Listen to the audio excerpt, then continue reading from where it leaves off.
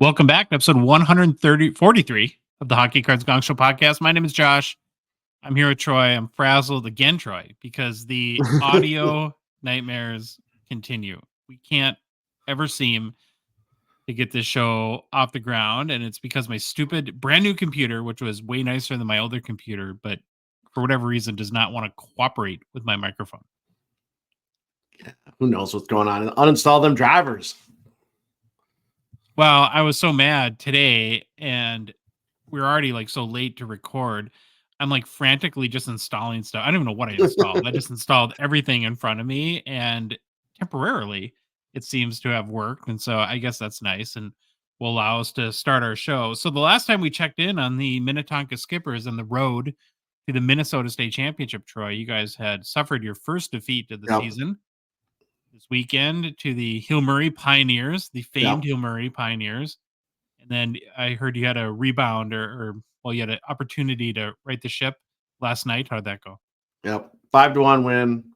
We played okay. Still not as good as we could have played, but it was we pretty much dominated. So I guess we're back on a winning streak. That's good. I saw your wife at the rink, your son at a game, I think while your high school game was going on, where my daughter had a game immediately following. It was my duty last night to be the scoreboard operator. Nice. Nope. Number one, they don't have any instructions on how to do anything. So good thing the system there is pretty intuitive. It's kind of a standard one you see at most arenas. But I'm going to tell you exactly why I hate being the clock operator at hockey games, especially when it's my kid. Because every single time, it does not fail. I know it's going to happen before the game even starts. I get so wrapped up into the game, I forget to start and stop the clock. I'm good for like screaming at you to start the clock. Start the clock. 3 to 4 times per game. And then I get, because I know that I have a problem with this, I get super anxious when there's penalties. It's the last thing that you want. One team's going to be really mad when you don't start the clock on a faceoff.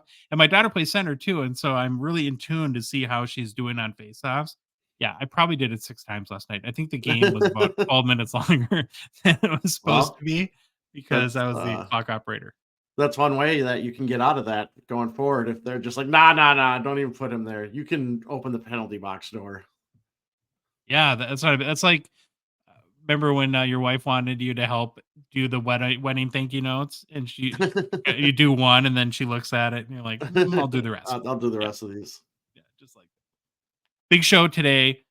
We spent a lot of time putting it together, so hopefully you guys all like it. One quick note before we get going is a reminder that the Hockey Cards Gongshow podcast is a Patreon podcast. That means that we really rely on support from listeners like yourself to help keep this Gong Show train wreck going. Hopefully with better audio soon.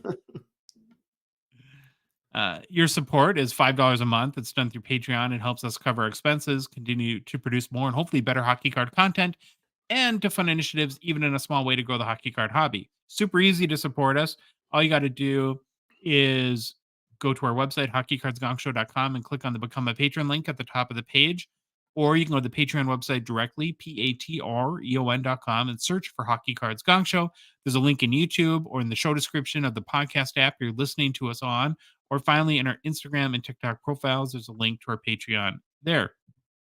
All right, man. A lot to get through. You ready with the game plan? I'm ready. On today's show, we begin with the almost greatest NHL player to wear number 43. Then it's off to our next installment of Rookie Deep Dive. This is followed by Hobby News. We then take a look at the biggest hobby surprises and disappointments so far in this NHL season. Then it's off to new product releases and a look at some of our favorite hockey cards in the current PWCC Weekly Auction. We end the show with personal pickups. Okay, Josh, don't mind that I was halfway done with number 44 when I realized we are not on episode 144. We're on 143. So save that for later, and then I'll do. You got a head start. You saved it, I hope. Yeah, I got a head start. Yeah, I did save it. So we are on episode 143. So previously we looked at the greatest NHL player that wore the number that matched our episode number. We ran through all the numbers. So now we are looking at the almost greatest NHL player to wear each number from the runners-up in the Hockey Writers' Greatest NHL Player to Wear Each Number article. Josh, the almost greatest NHL player to wear number 43 per the nominees in the Hockey Writers' Greatest NHL Player to Wear Each Number article, and selected by me is Patrice Brisbois. All right, Josh.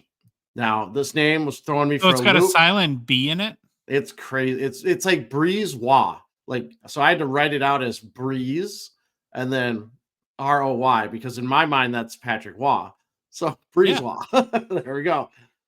That's how I watched a couple videos online, but it's hard with him. All the videos were in French. Then I finally found an English one because a lot of the Canadians footage was the French TV feeds. But I finally got it. I think I got it right. Someone let me know if I'm wrong. I just got a merch idea. I've got t-shirt on the brain. I'm actually wearing a sample of Oh, we're getting closer. merch. We're getting close. Can you see? Can we see? There's the helmet. There we go. The top of There we it. go. So I have t-shirt ideas on the brain. How do you like this for a t-shirt? The almost greatest hockey card collector. There you go. Yeah, Your name here. That's what you're doing. no idea. All right. The other nominee at number 43 was Nazem Kadri. And to be honest, I could have easily selected Kadri for this segment, as he has more career points and the same amount of cups as Brisebois, and he is still playing and adding to his statistical totals. However, I lean towards doing a retired player that I didn't know much about, so that is why I selected Patrice Brisbois. As a reminder, the greatest to wear number 43 was Martin Biron. I'm sure everyone remembers that one. It was a thrilling episode for Martin Biron. I get choked up just thinking about it, Trey. It's very sentimental. All right, Patrice Brisebois, defenseman from Montreal, Quebec. Brisebois was selected 30th overall in the 1989 NHL entry draft by the Montreal Canadiens. Brisebois played in 1,009 regular season NHL games over an 18-season NHL career. Brisebois played his first 14 seasons in the NHL with the Montreal Canadiens. He played his next 2 seasons with the Colorado Avalanche before ending his career with an additional 2 more seasons with the Canadiens. Just couldn't quit him. He had to come back. What's the connection between like French-speaking Canada teams and the Avalanche? It's like everybody goes there. They'll even go there. I don't know. It's probably just said, or we just remember that. It's one of those things your mind remembers those guys. He played 1,000 games, which is cool. Yeah.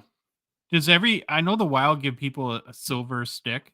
Is that like the standard gift for everybody in the NHL? I think so. I'm pretty sure I read that he got a silver stick for getting 1,000. Nice. And it was actually the day he did it, it was overshadowed because I believe Martin Brodeur got like his 551st win or some big number. So it was kind of overshadowed. I wonder, now that I think about it, he might not even been recognized at the game, Brisebois. I think they might do it later, or I can't remember exactly, but I know I think it happened on the same day as Brodeur setting some record. They did it at like the drive-through of a Wendy's. No kidding. They're like, here, bud, here's your stick. Go have fun. All right. Not a lot of awards and accomplishments. He's a one-time Stanley Cup winner, and that's it. No individual stuff. For his career, he had 98 goals, 322 assists for 420 points.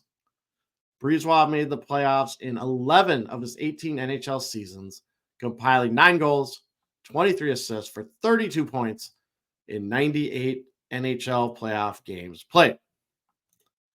Best season of his NHL career from a point standpoint was his 2005-06 season, where Brisebois had 10 goals, 28 assists for 38 points in 80 games played with the Colorado Avalanche. While not a big point-producing machine, Brisebois was mostly a solid defenseman in the league and was a staple on the Canadiens' blue line when playing for Montreal. He also anchored the power play during his time in Montreal. However, near the end of his first stint with the Canadiens, there was definitely some criticism of being a defensive liability, which is never a good thing when you're a defenseman. Nope. His game, but the reasons I found reading old newspaper articles and Wikipedia, I guess, is that he was kind of shifting his game to more offensive focus. And I guess that caused some liabilities on the defensive end. So Montreal gets rid of him. What happens the next season? Then he set his career high in points with Colorado that I just read off. So it's kind of interesting there. But again, not a big point producing machine. He's no Cale McCarr. After retiring, Brisebois became the Canadiens' Director of Player Development in 2012. However, after 2 years, he resigned from the position to spend more time with his family. He is currently, Josh, our favorite, an ambassador for the Montreal Canadiens. In addition, he pivoted to another career, but we will get to that in fun facts. So, as always, these guys just end up being ambassadors, collect that paycheck, like this picture, show up and wave, say hi to the fans. Do meet they and really have greets. that much money to throw around though? These NHL teams, it can't be that. Well, that's why I don't think it's that much money. I mean, it's probably a nice paycheck, and you got to make a couple appearances, but it is what it is. Shake some hands, kiss some babies, and Yep, kiss some babies. yeah. All right, fun, interesting facts. So his nickname, Breezer. Okay, I get that. But then there was another one. This was on Hockey Reference. It said Breeze By. And I was trying to think, is that what they called him after he became a defensive liability? Is that they just breeze by him? I don't know. I couldn't find any context for that nickname. And maybe I'm just totally missing what that's supposed to mean. But it was BREEZE-BY is how they listed it. So I hope someone can tell me or message us and let me know. All right. Brisebois is ranked 4th all time for the Montreal Canadiens in games played for a defenseman. Now, here's where I was alluded to before with this kind of career pivot. So he's retired. I can't remember he retired. When did I say he retired? Whatever. In 2002, Brisebois bought his first race car, a Ferrari 360 Challenge, and learned to drive it on Circuit Mont Tremblant. 2 years later, he raced for the first time on Circuit. Oh, why do I do these French names? Is it Gilles or Gilles Villeneuve? Wait, hold on. Stephen Veilleux. So I'm going to say Villeneuve in the Ferrari Challenge, a support race for the Canadian Grand Prix. Okay, I got to give you credit here because I would have looked at that sentence and thought, I'm going to go a different direction in fun facts. But, you are either you've got just cojones of steel or you're a man who loves punishment because Well, those are some very French names. When you get to Rookie Deep Dive, one of my all-time favorite Discord comments is I'm going to mention it in Rookie Deep Dive. All right, after retiring, Brisebois decided to buy a NASCAR Canada car and race in 2 NASCAR Canada races in August 2009.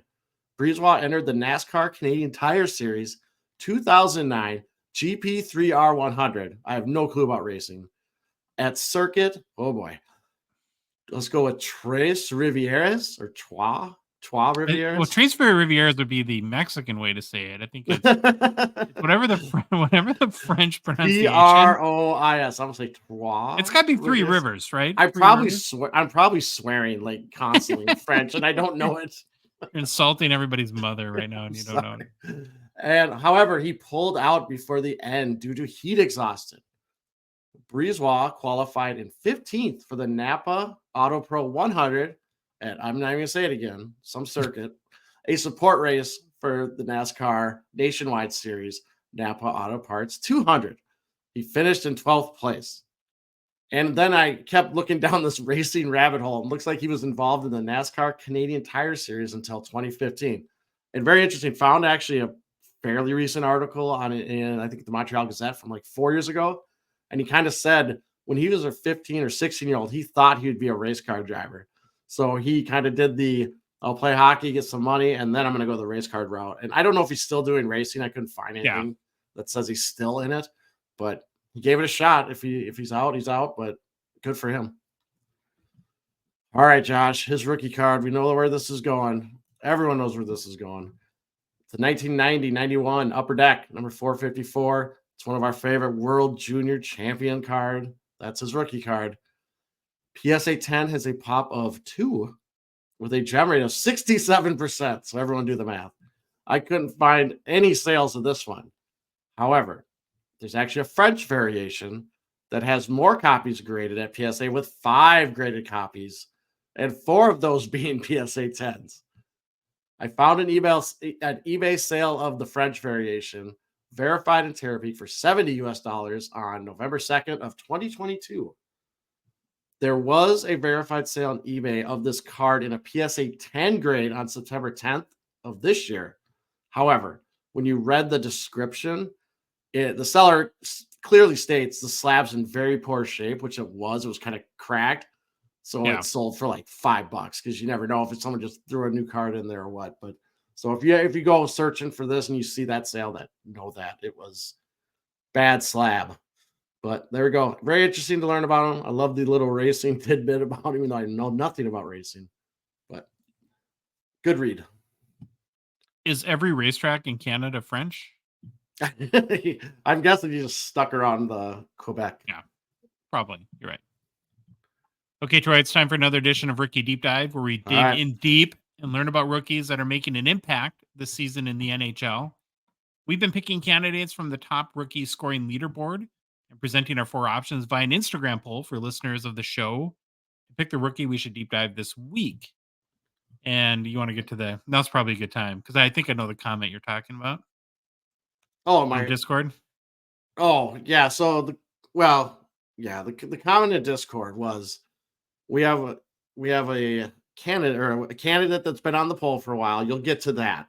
Yeah. And he's making a campaign for it. And then someone wrote in, I know who it is, but I don't want to say their name because I didn't say they could, or I didn't ask permission to post their comment or say it, but they said it was about the voting. And he goes, I just vote for the name that will be the hardest to say.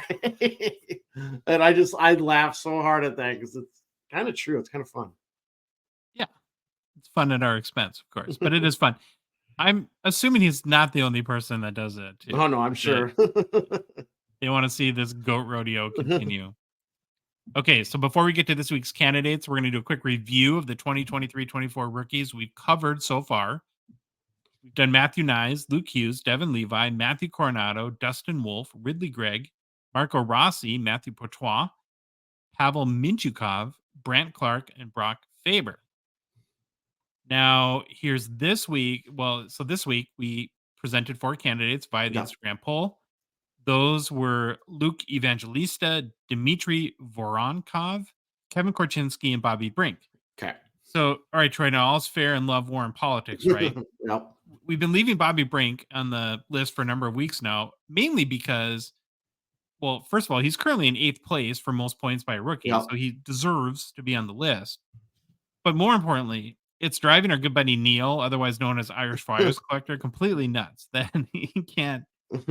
He comes in 2nd place like every week, and so I'm not sure if us mentioning this whole thing will ultimately help Neil's campaign to get Bobby Brink actually into the rookie deep dive seat, or it's just going to prolong it. But Neil got so, I guess, fed up that in our Discord, he started a vocal campaign to make Bobby Brink the rookie deep dive candidate this week. So now the key question, of course, is did it work? And of course, the answer is no. So here's the deal. He's got to do this. So he's got to put another one in there, but cross out the 3 and write a 4. I just keep crossing it out until he finally gets the right episode number. Yeah, until we give up on the bit. Yeah. All right. So all right. We're going to go to the poll results. So Bobby Brink was 2nd again. In 4th place, though, is Dmitry Voronkov with 10% of the votes. Now, he's like really high up in the rookie score. Yeah, so he's going crazy. And nobody cares. And then you had Kevin Korchinski at 19%, Bobby Brink at 32%, and then this week's Rookie Deep Dive winners, Luke Evangelista at 38%. So there we go. So maybe next time, Neil, your guy Bobby Brink will make it. Of course, Bobby is an alumni of Minnetonka High School, where you coach high school hockey. But again, this week is all about Evangelista. Now, the key question, Troy, is which one? Of course. Yeah. If this weren't such a family show, we might be tempted to chronicle the career of supermodel Linda Evangelista. Yeah. Who just happens to be Luke's second cousin. How many famous second cousins do you have, Troy? I don't have a famous second cousin, but I have a famous cousin down the line, Jeff Hostetler. Won a Super Bowl as quarterback for the New York Giants. I'm related to him way down the family tree. So it's far down. I want you to grow a mustache and prove it. Yeah, well, I haven't shaved for a while, so I got my gray beard going, I guess. So again, Luke's second cousin is supermodel Linda Evangelista. His other second right there, right? Very fetching. I don't even. young I lady. don't. I know supermodels obviously, but I don't remember her a lot. I remember like the Cindy Crawfords, the uh, what was her name? Helena Christensen, I think, and then like not Kate Moss. What was the other one? Now Ellie McPherson, all them. I don't Claudia remember their name. Schiffer. Yeah, Claudia Schiffer, all those ones. But She's the I guest was jeans one, right? Stephanie Seymour. Well, are we just gonna keep naming off supermodels? Amanda Hugginkiss. No. Well, he's got another famous second cousin too, Brendan Yeah, that's Shanahan. Of interesting. Look at this. course. Yeah, that's interesting. Gosh, what kind of? So you're saying his gene pool is good looks and hockey ability. I guess we should move on though, because of course this is not an episode of the Luke Evangelista family tree. Troy, we need to know Right. more about Luke so we can go ahead and overpay for his rookie cards and young guns. That's what we do as collectors. Luke Evangelista is a 6-foot, 183-pound forward of the Nashville Predators. He was the second round pick, 42nd overall in the 2020 NHL entry draft. Evangelista played his draft year in the OHL with the London Knights, scoring 23 goals, adding 38 assists for 61 points in 62 games played. Following the cancellation of the 2020-21 junior season due to COVID, Evangelista signed a 3-year entry-level contract with the Predators. The scouting report on Evangelista from Last Word on Sports was is that Evangelista could become a top 6 winger capable of providing value at both ends of the ice. He plays the type of smart and mature game that coaches will love. He also brings a high-end work ethic to the table. Evangelista likely needs another couple of years of development and increasing his frame in the OHL. And there's no better place for him to get that than with London. His game is reminiscent of Mark Stone, but is stylistic comparison only and not one based on skill or ability. What does that mean? So well, I'm saying that line right there, he's out for the hobby. Hobby don't want no Mark Stone. Yeah. Mark Stone get zero love. Yeah. Stylistic only and not one based on skill or ability. So how he skates and looks on the ice, he looks like a big Mark Stone. I should have I been a don't know. scout and just like babbled I incessantly. just make up stuff. So in 2021-22, he went back to juniors, scored 55 goals, added Jeez. 56 assists for 111 points in 62 games played, back again with the London Knights. I think he might have led the league in goals that Okay. year, the OHL at least. And he finished his juniors career averaging 0.63 goals per game and 1.39 points per game. So that's the type of pedigree we like to see, for sure. Last season, then, Troy, he started with the Milwaukee Admirals in the AHL. I never knew Milwaukee had a Oh yeah. AHL team. Yep. They have AHL. I know they used to have a United States Hockey League. I can't remember what that's called now, if it's the same or not. Does it surprise you a little bit that there's no NHL team in Wisconsin? Maybe a tad, but I mean, if you go to Milwaukee, you're right next to Chicago, and so Chicago would fight it because you're going to take away their market share. For the And if Twin you come Cities? towards, you come to the Yeah. west, you're too close to the Twin Cities. So I kind of like it. College, you got Wisconsin Badgers are huge. They get sellouts. They have an awesome rink. So Evangelista made his NHL debut on February 28th, 2023 of this year.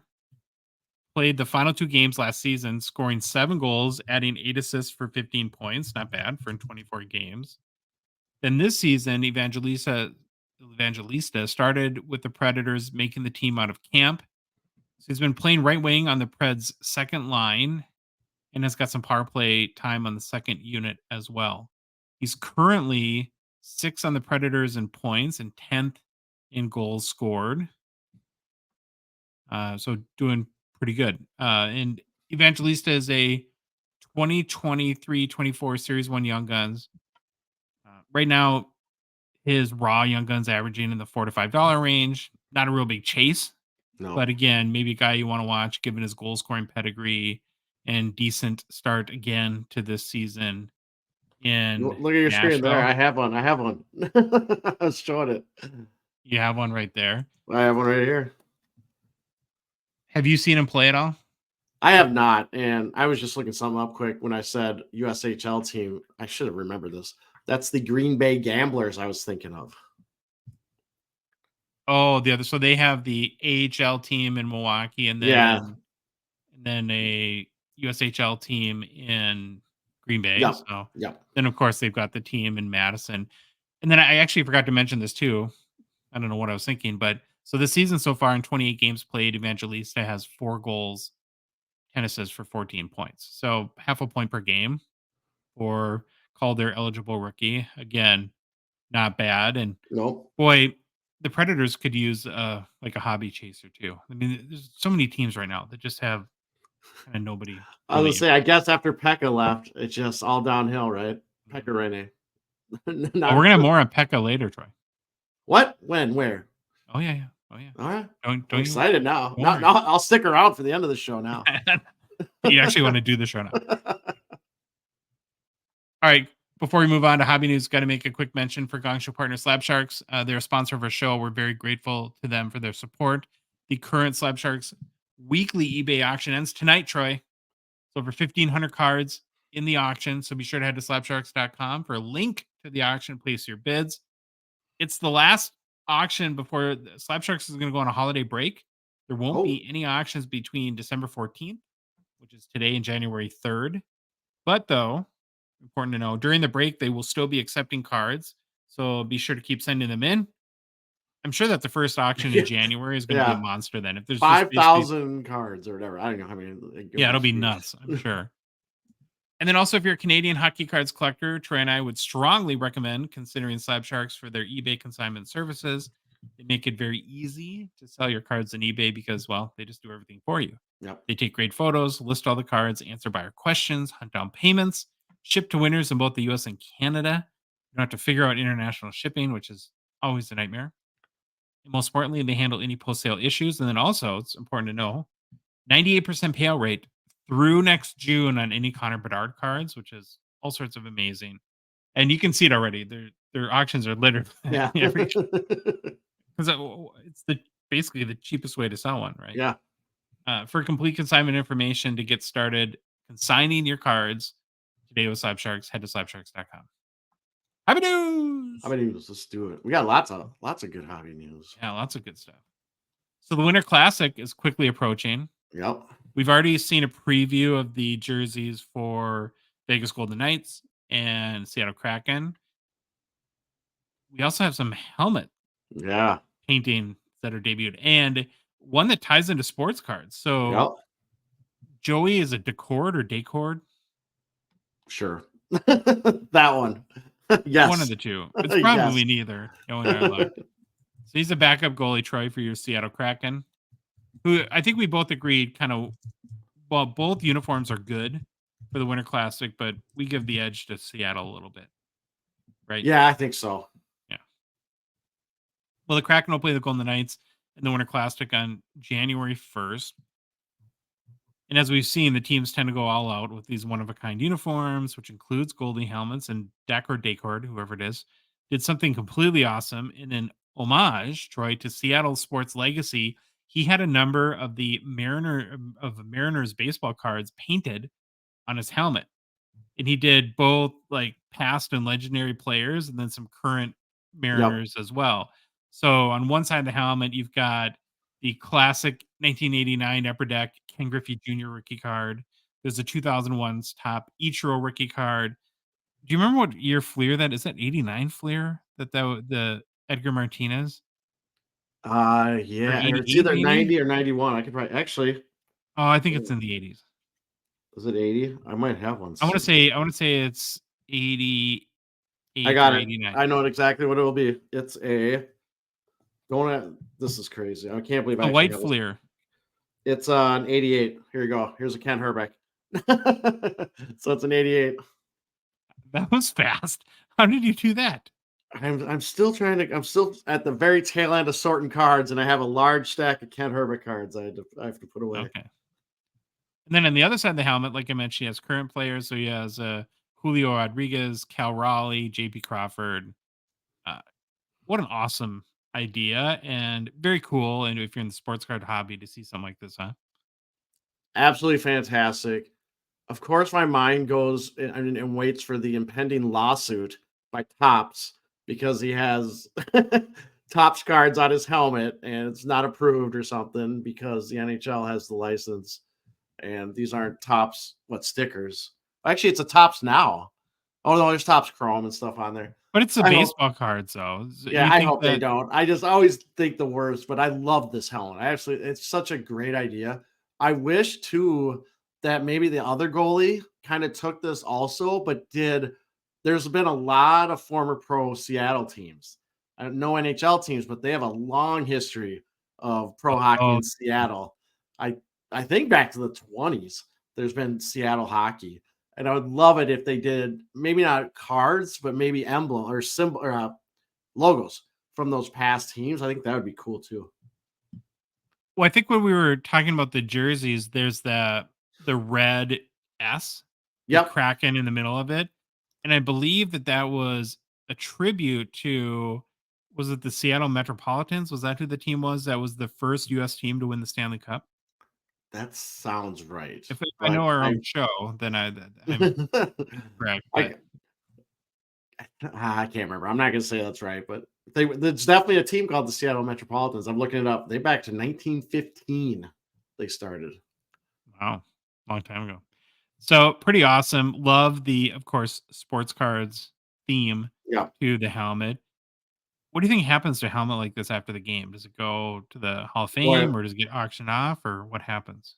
it's a great question. I would do everything in my darndest to keep it if I was the goalie because this is such a cool piece. But you want to make a ton of money for a charity, auction this bad boy. You'll get lots of money for it. Maybe Griff would buy it. Yeah, maybe. Okay, we're gonna finish hobby news. We got kind of three quick hitters. First story, not a great one, kind of sucks, but Blues coach and Stanley Cup winner Craig Berube was fired by the St. Louis Blues. It seems like the new strategy, Troy, to jumpstart your ailing team I is to guess. 86 your coach. Yep. I, unfortunately, it's kind of working, right? Yes. The worked for the Oilers, and they got rid of Jerry Woodcroft. The Wild let Dean Evison go, and now are 5-2 since. And so now the Yep. Blues have fired Stanley Cup winning coach Craig Berube after losing 6-4 to the Red Wings on Tuesday night. It was the Bruins' fourth loss in a row, sixth loss in 8 games. They're now 13-14-1 on the season. I don't know, maybe it'll put a little juice in the team's batteries and get these guys producing. Another one of these teams where, kind of like we just talked about Nashville with Luke Evangelista, where there's not really any big hobby chases right now. Yeah. I mean, with the Blues, it's just you get that losing streak, and you just can't have those. I don't think in today's NHL because they're not. I mean, they're 500. I get it, but I don't know how long. Did you say? I don't know how long he's been there, but he'll find another job. The NHL is notorious for just recycling these coaches. They might be out a year or two, or he might go to TV, but he'll be back. He took over for our guy Mike Yeo. Oh, really? So he's been there a little I bit think he then. came in 2019 and won the cup right away. Yeah. Was that the That's gotta Gloria sting for a guy year? like Mike Yeo to get fired, and then the new guy comes in and wins the Stanley Yeah, Cup. wins the cup.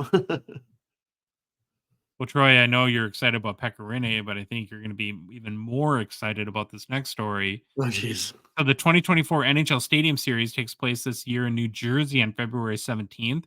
Will feature the Philadelphia Flyers taking on the New Jersey Devils.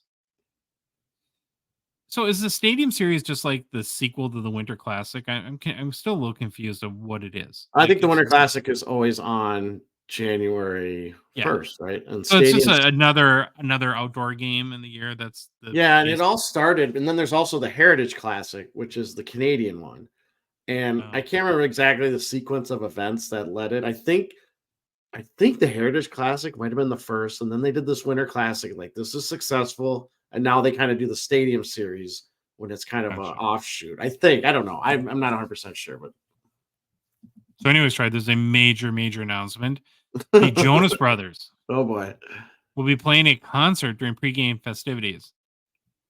Now, in all seriousness, the NHL has to find some way to get the three Jonas Brothers together with the three Hughes Brothers and do like some sort of competition. Like maybe the Hughes Brothers take slap shots at the faces of the Jonas Brothers or something like that. I don't no, know. I loved your. I was gonna say something, then I saw your next note.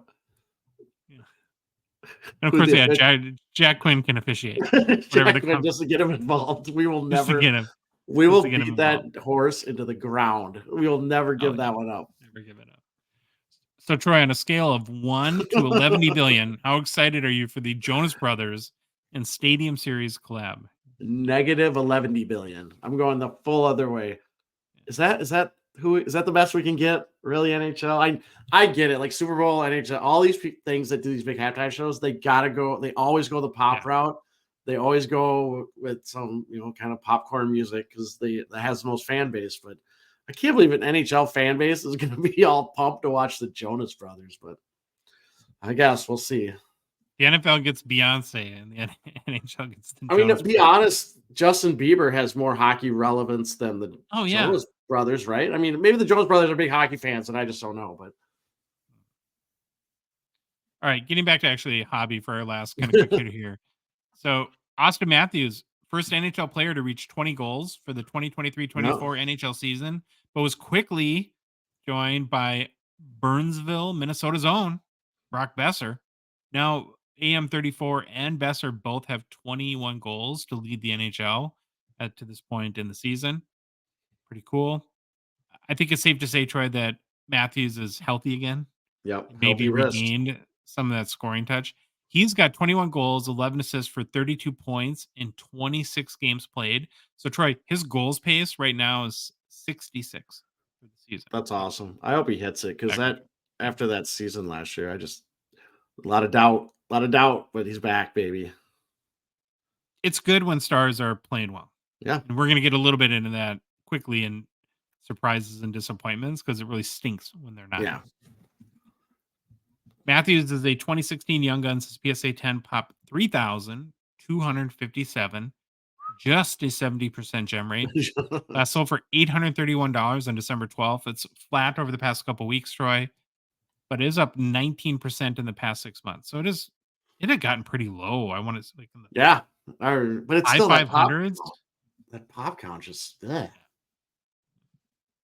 So that's hobby news. All right, I just kind of referenced it. So I think we're a little more than a third of the way through the season now, which is Yeah, sounds right. we're also as a result, we're starting to get a sense of what teams are looking like Stanley Cup contenders. Not our team, shock, and others that already look like they might miss the playoffs. Well, ding, ding, ding, Minnesota Wild there. We're also far enough into the season, Troy, where I think it's the kind of like it's early disclaimer that we used a lot over Yep. the last couple months is sort of over now, Yeah. right? And losing its impact. Not that there's not plenty of games left. I think there's 50 or so or more for each team. But we're starting to get a strong sense for how the season might play out for key hobby players and the hobby impact that it's having. And I guess that their play is having. So we picked out our three biggest hobby surprises to this point, and then our three biggest disappointments. And we're positive people, right? We'll Yeah, we're start on the positive. positive side with our three biggest surprises.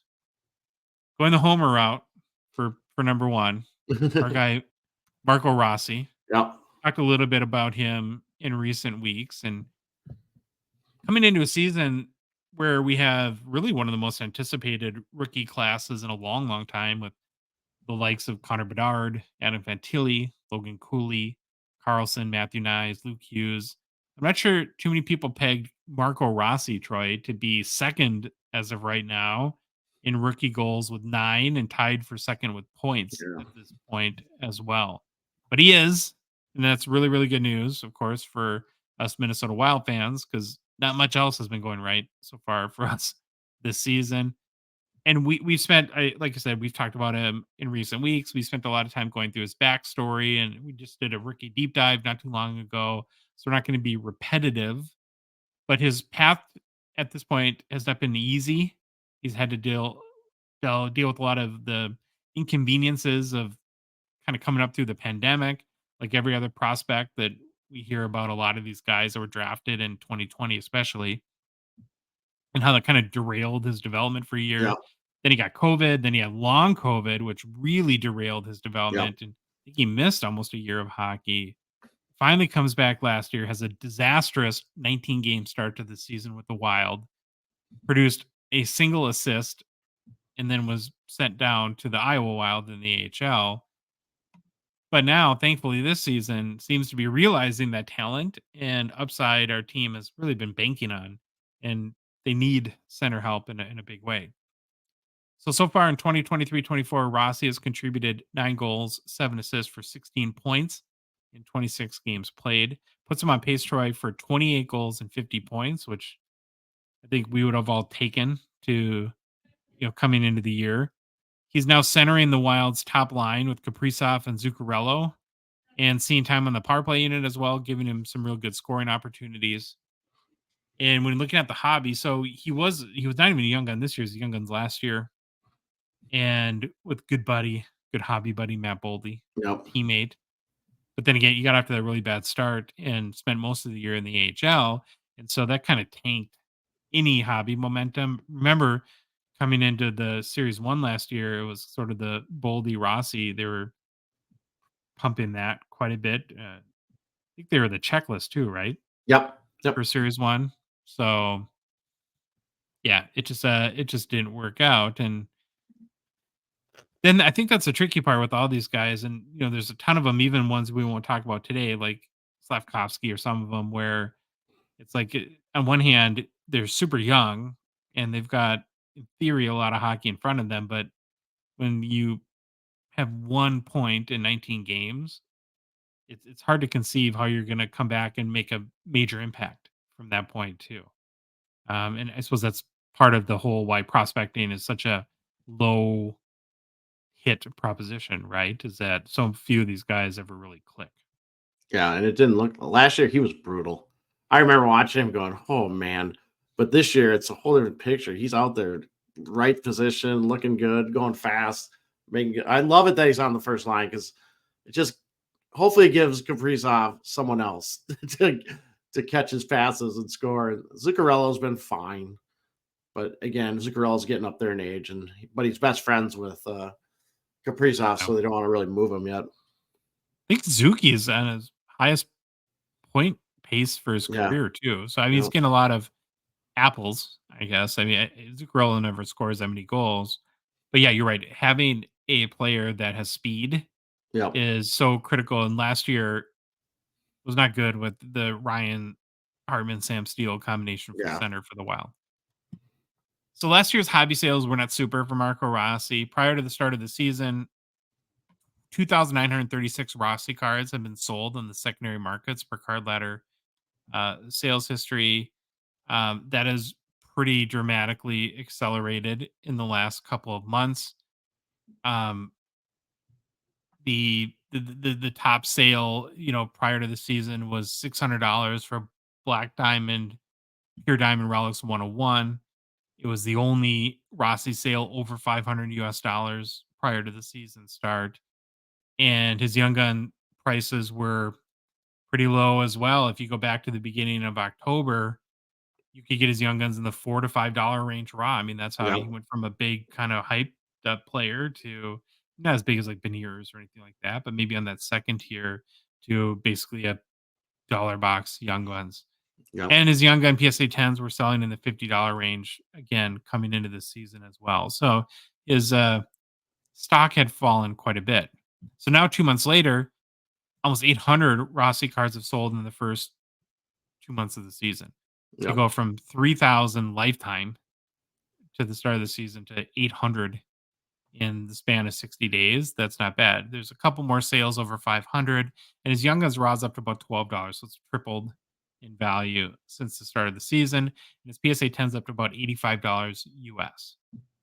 Uh, and the thing about it is, I don't think it's a fluke either. I think, and I'm curious to see if you agree, because this is the team, of course, we watch the most, but Yeah. I think who he is this year is more indicative of it kind of matches his pedigree and all the stuff that he went through sort of makes sense too. Yeah. And I just think that as long as he can maintain his confidence, that he can be a very productive top six center. What are your thoughts? Yeah. The more I watch him and how well he's playing, it does look like that year out of hockey kind of hurt him a lot. Well, a lot more than I think the Wild thought it would actually when they brought him up. And they let him go 19 games. And then they're finally like, yeah, we gotta change this up. So I think now he's showing the player that he can be. I hope it continues. I think he's looked fantastic. Just got to keep putting points on the board. That being said, too, I don't think he has Auston Matthews upside. No, So it's no, not he's going to not. be at that type of top 5 NHL player, of course. But yeah, I think productive top 3 or 4 player in a team is definitely a spot that he can achieve Hmm. in the near future. So I don't know, Troy, did I homer out, or was Rossi one of the bigger surprises for Oh, he's you? definitely one of my biggest surprises of the year. I was expecting him to come in the season and not do that much because of what he did last year, but Mhm. he's been a bright spot on a dismal team at times. Number 2 in rookie scoring. Yep, Crazy. Okay, the next guy we're going to talk about is part of the vaunted Hughes brothers, right? It seems like the theme of the hobby so far this season is the year of the Hughes Bros. it is. Yeah. We saw a huge hobby surge for brother Jack, of course, at the beginning of the year. He went on a tear and then he got hurt, and that kind of slowed down his momentum a little bit. There's also been hype for a number of months regarding Luke as a top Series 1 Young Guns chase since he signed and played at the end of last season with the Devils after the Michigan season ended, much like the Gophers did to Quinnipiac in the NCAA tournament last year. But who would have thunk, Troy, that it would be Quinn, the eldest Hughes brother, Yep. all the way in Vancouver, deep buried in the Pacific time zone, where it's hard to even see a guy play, that he Hmm. might be the best Hughes bro this season and could be the big breakout star between all three. Yep. Kind of coming in the year was like the other guy, right? And now might be the guy, Yep. actually. Through 29 games played, the Nucks captain has 9 goals, 30 assists for 39 points. 39 points in 29 games played. Trey's pacing for 25 goals, 85 assists for 110 points on the season.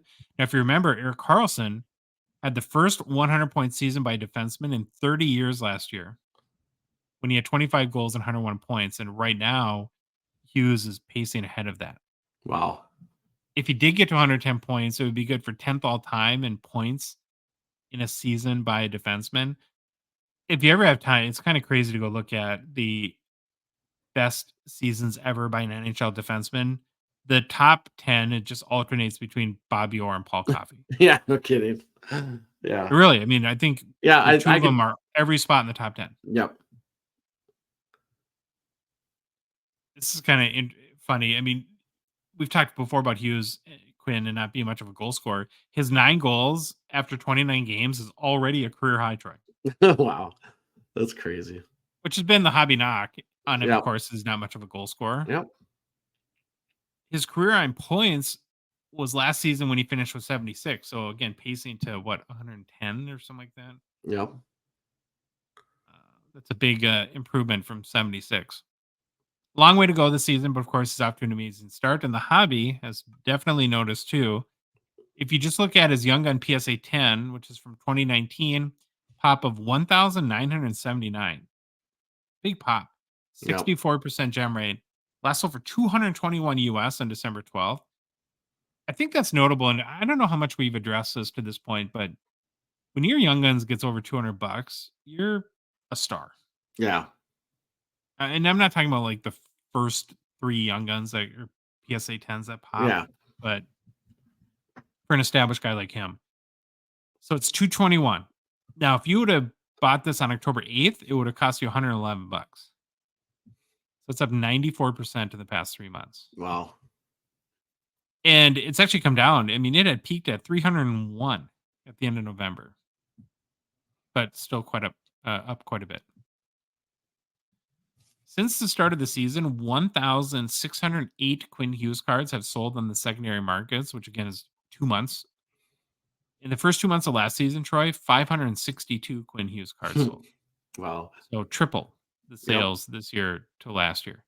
So if you look at like bigger sales in the past 3.5 years, only 133 Quinn Hughes cards have sold for more than 500 US. So about a third of these sales are in the past 2 months. And I think as far as hobby runs go on a defenseman, this has been a pretty big one, Troy, for Quinn Hughes. Yeah. We don't really see this type. Well, I guess Mo Sider right away, and then the whole McCarr thing. But Quinn Hughes kind of, again, I mean, he's always been a good player, so it's not a Yep. surprise that he's good, but just the fact that he's kind of gained real hobby momentum to me Yep. is a big surprise. What do you think? Well, it's definitely he's going to be one of the guys like what was last year. It was like Tage Thompson and Jason Robertson. He's kind of is he the first guy this year that we're going to put in that realm where he just kind of blew up? Yeah. Yeah. Well, and then we saw like Robertson and Thompson kind of fell off a little bit last year. So it'll be interesting to see what he has to do to maintain that. And then I think the other thing that's interesting about Quinn Hughes is that as awesome as Eric Carlson was last year, nobody really the hobby didn't seem to care. It didn't No. have really any material effect on his hobby chase, but we are seeing that effect right now for Quinn Hughes. Okay, the last big surprise and a guy we kind of dogged. I mean, we haven't dogged recently, but I dogged him in the past. we were pretty harsh on him. Yep. Very easy to have written off Quentin Byfield after last Yep. year. And I'm sure many, probably including us in the hobby, had. So he's played in parts of 4 seasons now in the NHL, and up until the start of this season has been a disappointment. I mean, I think that's the only way to put it. He was the second overall pick in the 2020 NHL entry draft. Big dude, Yep. 6'5", 220 pounds from Canada. Ton of hype after he was drafted. Huge Yep. expectations, which is not a shock when you're the number 2 overall pick, of course. But like Marco Rossi, Troy is a guy who I think looking back now, you can legitimately say that COVID kind of screwed up Yep. the development of a lot of these guys because I don't even know or remember all the particulars at this point, but I think a bumpy road is probably one of the nicest ways to put it. It just wasn't this typical sort of transition from amateur hockey into pro hockey. And he's kind of stunk. You know, since being drafted, he's largely split time between the Ontario Reign of the AHL and the Kings. So, Troy, did you know that the Ontario Reign are based out of Ontario, California, and not Ontario, Canada? It's a little I fun will fact for you. never forget that. I will Yeah, always remember that. yeah. Sometimes we make mistakes, and it's very easy just to shrug them off because you're like, "No, how am I supposed to know how to pronounce that?" That one hurt. That one hurt. That got deep. Like, oh man, just when you think that, I don't know, that you're onto something, life has a way of humbling you pretty quick. So in 2021-22 with the Kings, he had 5 goals, 5 assists for 10 points in 40 games played. Not great. Last season, he played 52 games with the Kings and only produced 3 goals and 19 assists for 22 points. I don't think it was the assists weren't the issue. It was this guy's supposed to be a goal scorer and Yeah. have 3 goals in 52 games was pretty disappointing. And it was nowhere near the 0.56 goals per game and 1.31 points per game he had averaged in juniors before being drafted.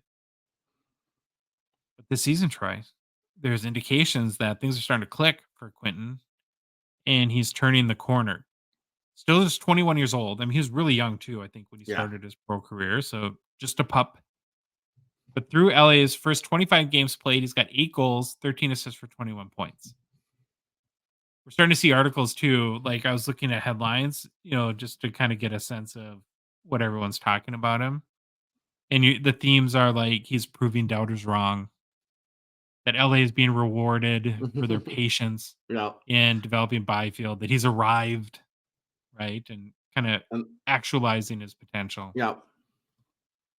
So when his Young Guns came out in 2021-22 Series 2, he was a pretty big chase, if you Yep. remember. Yep. For sure. At one point, even prior to last season, think about this. Like late September last year, coming in the season, still a lot of hype.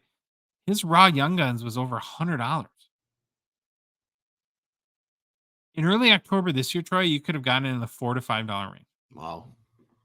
I mean, that's brutal. Now it's Yep. back up like $15, $17. So again, kind of tripled. And then looking at his 2021 Young Guns PSA 10 pop 1,432, that has a 67% gem rate. That last sold for 75 US on December 11th, and it was selling about $60 at the start of the season. All So right. it's up about 25%.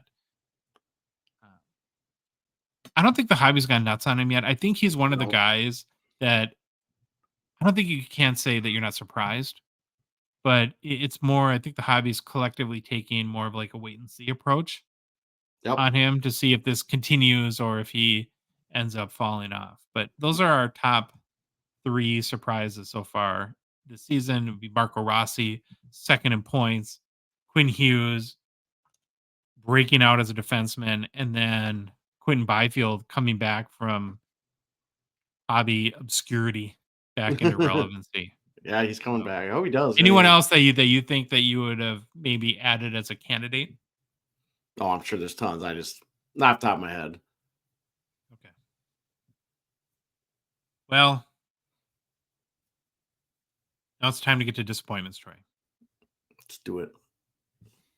You think if our dads made a list of disappointments that we'd be on it? Oh, I'm sure. Get to listen to that. It's hard not to start with Trevor Zegras. Yeah. Now, whether it's been injury, poor attitude, effort, or just poor play, it has not been a good start to the season for Zegras, of course. It's kind of been brutal, especially because he's been such a huge hobby chase. Right? Quentin Byfield was more hypey, but Yeah. there's like legitimate people spending lots of money on Trevor Zegras cards. And I feel bad for those people Yeah. because maybe buzzkill is probably the kindest way to put it, but I would be really depressed right now if I had spent a ton of money Yeah. on Zegras cards. And in saying that too, I want to just mention for a second that there's a certain element to the hobby. I'm not saying it's everybody or even a large percentage, but there are people that like to dance on the graves of collectors whose players are struggling, like Zegras. And maybe as sort of a caveat to this whole or a way of explanation of this whole segment, that's not us at all. Like we want everyone, we're not excited or happy that people have lost a lot of money, but it's you can't say it hasn't been a major disappointment for Zegras and some of other these guys that we're going to talk about because we want everyone to win in the hobby, right? That's just most fun. So he's only Zegras Troy has only played 12 games so far, has a goal and assist, basically sitting on a Slavkovsky this Yep. season. Spoiler alert, Troy, your guy Uranj. We didn't pick him for biggest disappointments because I wasn't sure people had really high expectations to begin with, right? It's like part of I think of to be a disappointment, you have to have expectations first. And I don't know, maybe I'm just sour on the guy, but I wasn't expecting much out of Slavkovsky coming into the year. So I think it's more par for the course. Yeah. Getting back to Zegras, so we've chronicled again the story a bunch already, from going from the cover of NHL, leading the Ducks in scoring last season, to then this summer, where it appears the wheels completely fell off for him. All of a sudden, the Ducks apparently don't think he's any good. They didn't want to pay him. They didn't think he's a star. Say he's totally one dimensional. And Zegras ends up holding out for most of camp. Ultimately signed a pretty low deal, I thought. Then joined the team right at the end of the camp. And of course, had a terrible start to the year and is now hurt. Plus, Troy, I know this is very important to you. According to all the hot gossip sites, he cheated on your favorite TikTok star, Dixie D'Amelio. Oh, jeez. That whole relationship went kaputs too. So he's lost his girl. He's hurt. He can't score goals. His pets' heads are falling off. Everything's going wrong for Trevor Zegras. Did I miss anything? Anything going wrong for him? I didn't even know about half that stuff or the TikTok stop it. rumor. You've been texting me for gossip. weeks about you're such a gossip. Oh yeah. Well, he's missed now 14 games with the lower body injury, but did just return to practice in the last few days, so maybe that's good news. And maybe, just maybe, the silver lining of that injury could be it gave him time for a mental reset. Do you think that's a thing? Like if you're to start off just terrible, to get a little time off the ice and Oh yeah. I rehab? mean, you can always have a mental reset, but it has to translate on the ice, and you have to.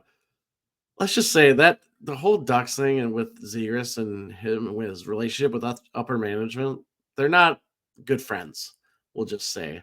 And he better get his act together. Maybe he doesn't care because I can't believe they're going to sit there forever and let him continue like this.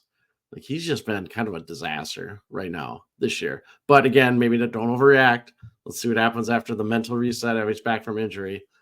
But I got to believe they're still going to be hard on this guy. I mean, this is bad. This is like Ronald Acuna batting like 80 Yeah.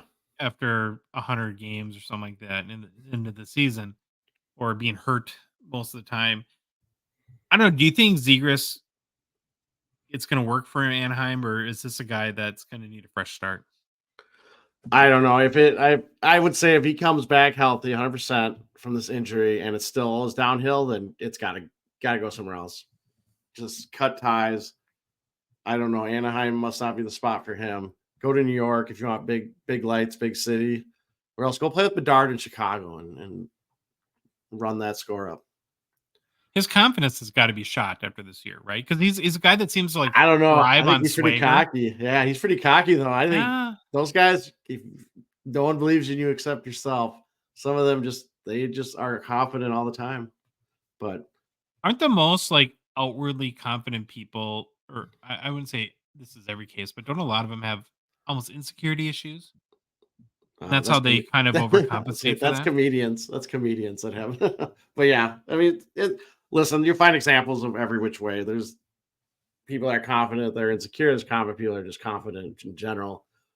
But something needs to get figured out when he comes back because I just think the whole situation, what to use a analogy, what it's a house of cards and it's about to fall down. I was kind of going to ask you about that. So, do you think that he could be like a 40 goal, 100-point guy, or is he kind of like Anaheim said this summer in contract negotiations, where he's more all show and no go, That's the not a thing. complete player? That's the thing. You asked me this question when he was a rookie or even last year. I said, yeah, he's going to be that guy. But then you hear the work ethic and that stuff starts coming out, and boy, that's always concerning. If you don't work hard, there's only so far you can get on skill. I'm sorry, but you're not going to score 50 goals just by coasting. So if he doesn't have the work ethic, then nope, he'll never get there. Well, Zegras is a 2021 Young Guns PSA 10 pop 1097, which seems a little low at first given the chase, but only a 30% gem rate. So it means a lot of cards have been A lot of submitted, cards just not as submitted. many have been gemmed. Last sold for $71 Wow. on December 12th. God, don't you remember when his like raw Young Guns was like 120, Yep. something like Yep. that? Crazy. At the start of the season, Troy, this card was selling for about 170 US. So it's down about 58% in 2 months. And I'll go back to it's almost more troubling to me is the ton of higher end Zegras sales. To date, 294 Zegras cards have sold for more than 500 US, 63 cards for more than 1,000, and 3 cards for more than 5,000. Yeah. You spent $5,000 or more on a Zegras card at this point. Yikes. But he's just 22. He's got tons of talents. He's got some girl problems too, it sounds like. I guess. But I'm sure those will all get sorted out, and hopefully it turns it around soon. Because he's the type of player that I think can make kids a fan of hockey. And it's better if he's got, whipping it up, scoring a lot of goals, scoring Michigan goals, all the other crazy stuff he does. So that's our first biggest disappointment, Trevor Zegras. Next guy, Troy. Matty Beniers. So is there a Calder curse now? Is that what we're calling it? Maybe. The reigning Calder Trophy winner, Matty Beniers, seems to be in the midst of a sophomore slump. Through 30 games played, Troy has 4 goals, 9 assists for 13 points, putting him on a season's pace of 11 goals and 36 points, which is not great. Beniers led all Calder eligible rookies last season with 24 goals. Remember, Andrei Kuzmenko had more, but he was too old because of Makarov, right? Yep. The Makarov rule we talked about last show. Now, I don't know if this explains why his goals are down so much, but last year his shooting percentage was a healthy 16.2%. This year, 7.4%. And then two, I was looking at just kind of stats that trying to give an overall feel of, well, is he playing well despite the goals or just not playing well in general? And I got back on the Athletic to that net rating stat. His Yeah. current net rating, Troy, is -5. So net rating combines offensive rating and defensive rating. Yeah. Offensive rating is a weighted combination of goals, primary assists, secondary assists, individual expected goals, faceoffs, penalties drawn, expected goals for impact of 5-on-5, power play goal impact, and usage. And then defensive rating is a weighted combination of block shots, faceoffs, penalties taken, expected goals against impact at 5-on-5, goals against impact at 5-on-5, penalty kill impact, and usage. So it's basically the total impact you're having on the game. Yeah. And again, he's -5. As a point of context, McDavid's net rating is +24. Yeah, it sounds like this net rating. I need to read into it more, but it might be taking over. Game score was their big one before. I wonder if net rating is kind of their new one because it obviously. I'm curious how they do all the weights and stuff, but it's interesting. It's again trying to find that one number like WAR in baseball, WAR. Yep. Trying to find that one number. And I don't. Did you read McDavid's, or did I interrupt you before then? Yeah, it's 24. Yeah, 24. Okay. So Beniers is worse this year than last year, and so are the Kraken. That's not great for the hobby, of course, since Matty Beniers has been really trumpeted Yeah. as the marquee guy in the 2022-23 hobby class. That being said, though, I've been pretty vocal about my opinion that Yeah. that class is weaker than 2021 or this year's class, of course, too. And that happens, right? They're not all Yep. strong. Yep. So Beniers is a 2022-23 Young Guns, PSA 10 pop, 1,150, 32% gem rate, last sold for $90 US on December 10th. Kind of surprised it's still worth that much. Yeah. Was selling on average for about 175 at the start of the season, so down 49%, taking a pretty big hit too. And Troy, given too that we're still in the midst of the 2022-23 releases, so this does not help at all. Yeah. When you're trying to sell product that your main guy has 4 goals after 30 games or something like that. You have the Bedard anticipation and war chesting. And then beyond Beniers, you have Slavkovsky, Boldy, all underperforming, just not a good Yep. combination. So makes these 2022 products not real sexy. Okay, so we've looked at so far as disappointments now, Zegras and Beniers. If you had to choose one this year to rebound, you can only pick one. Who are you banking on? Probably Beniers. I would want to say Zegras because I think he's got more skill, but I think that whole thing is just too much. I think Beniers has definitely a better shot. And I've never heard about Beniers not having work ethic or listening to the coaches or fighting with management. So I'm going to go Beniers if I had to pick one. All right, Troy. So our last guy, this could be a little bit of hobby drama.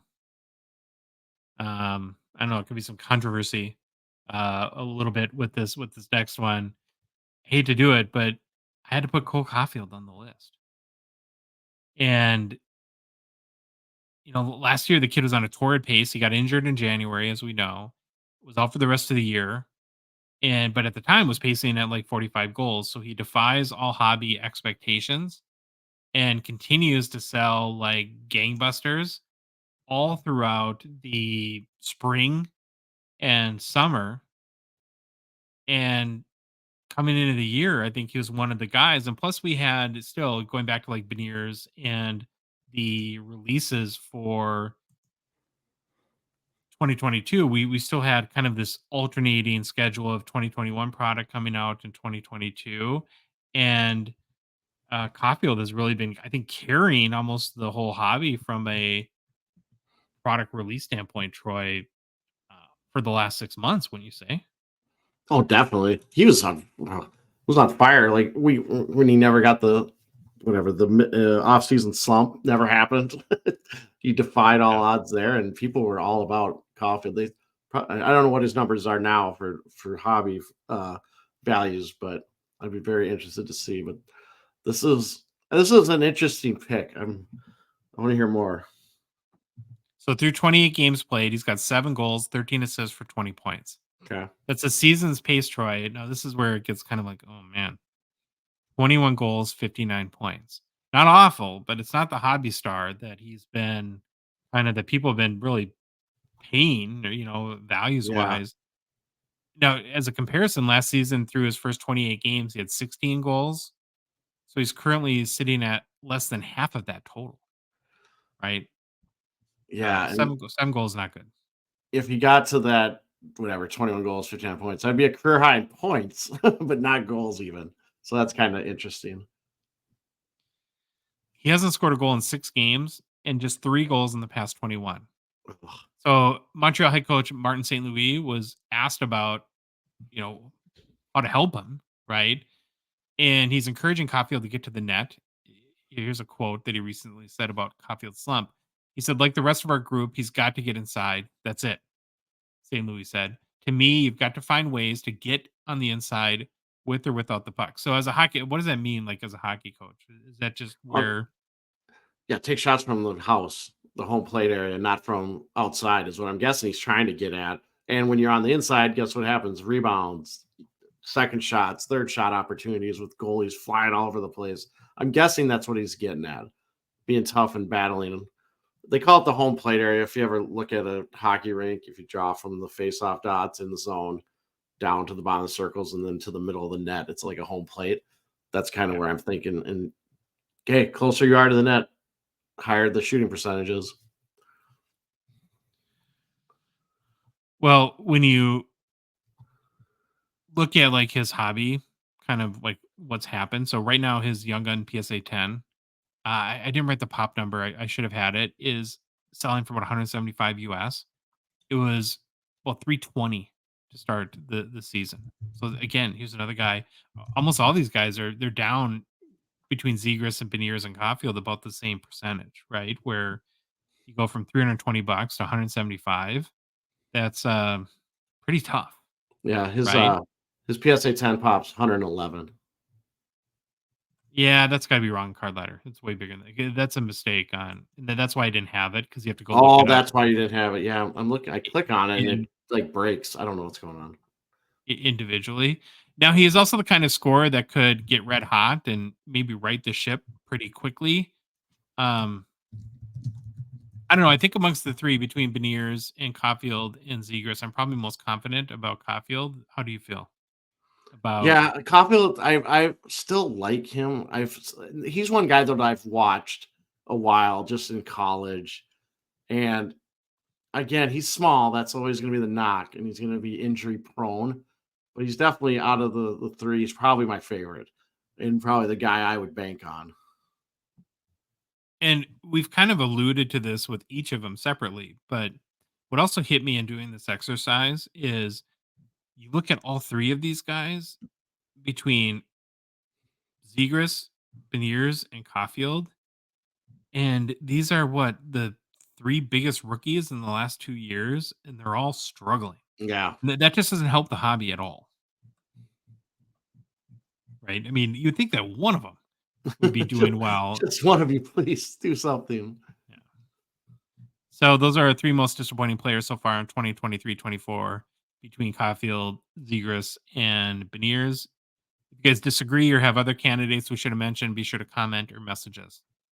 I'd love to hear more about this. Well, we got a lot going on in new product releases, a lot going on. Um, First thing we got to cover, Troy, is the hobby's Christmas present for us this year. Looks like it's the release of 2021-22, the Cup.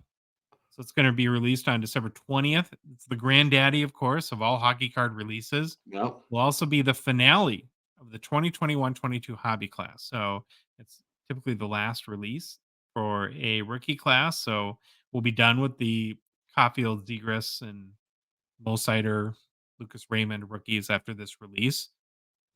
The checklist is out, so that's a clear indication that December 20th is the date.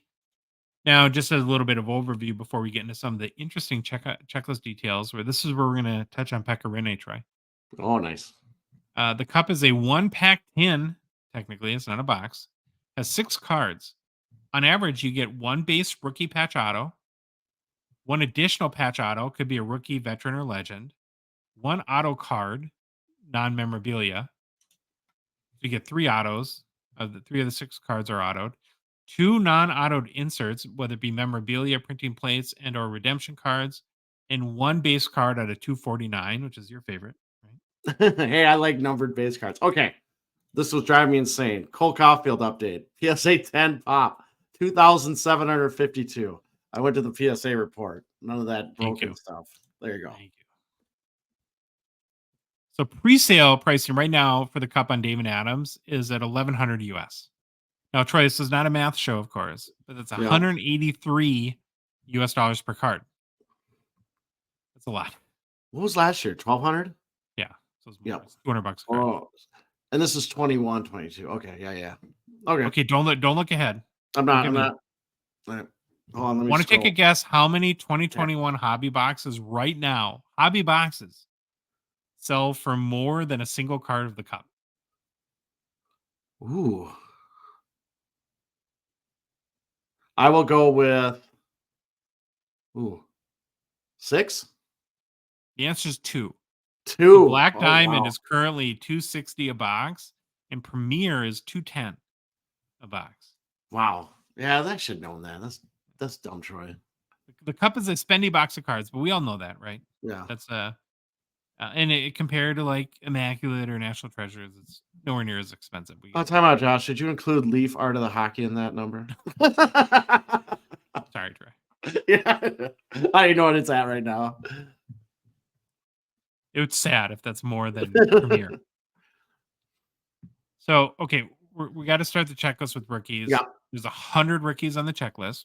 And one of the Okay. big questions and mysteries with the cup before the checklist comes out is rookies are either out of 99 or out of 249. And so Yeah. getting that out of 99 it's always funny looking back like 5 years down the road when you have like some like Yahoo who's out of 99 and basically a perennial all-stars out of 249. It's like, oops, picked the wrong guy, because typically the better prospect or better player gets the out of 99 treatment. Yeah. So there are 6 out of 99 rookies.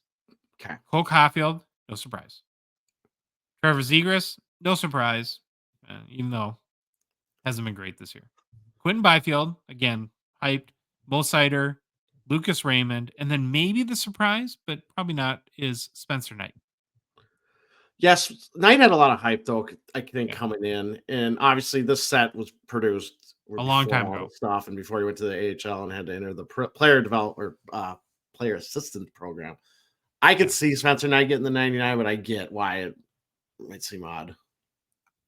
So I looked at like the snub list, Yeah. right? Who are the 99 snubs? And I came up with maybe 2. Jeremy Swayman, I think, Yeah. especially over Spencer Knight, right? He's out of 249. And then Mason McTavish is out of 249 as well. I'll say this. I don't know how you can be a Boston fan and not PC Swayman or even Allmark. They are like the best goalie tandem to watch, and they honestly look like they love each other. I love the whole hug, the celebrations they do after they win. They just look like fun, awesome guys. Cool. So base RPAs have parallels. There's a gold foil. It's out of 24 or 12. A red foil tag out of 4. A green foil button out of 3. And then a black foil shield logo 101. We're not going to go through to like the entire checklist because that would take an hour and it would get super boring. It's on Backgator Cardboard Connection. So if you want to like geek out on it, go to one of those sites. But for our purposes, Troy, beyond rookies, I thought we'd highlight some fun facts and some interesting cards. So here we're going to start with fun facts. So which players do you think have the most cup cards? Well, it's Quentin Byfield has the most cup cards with 69, followed by Anton Lundell and Lucas Raymond, each have 62. Oh, you're looking ahead. Stop that. I saw you do that on. I would have never guessed the number. Isn't that crazy? Yeah. So I was going to ask you how many individual 101 cards are in the cup. What would you have guessed, Troy? How many individual? I would have been low because I'd have been dumb and not remembered that there's a 101 probably produced of almost a lot of the cards, right? Almost every card probably, or not all of them, but my guess would have probably been like 500. and it's way more than that. Yeah, it's a 1,340 1-of-1 cards in the cup. 1,340. Yeah, that's I crazy. want to say there's something like 4,800 cards total.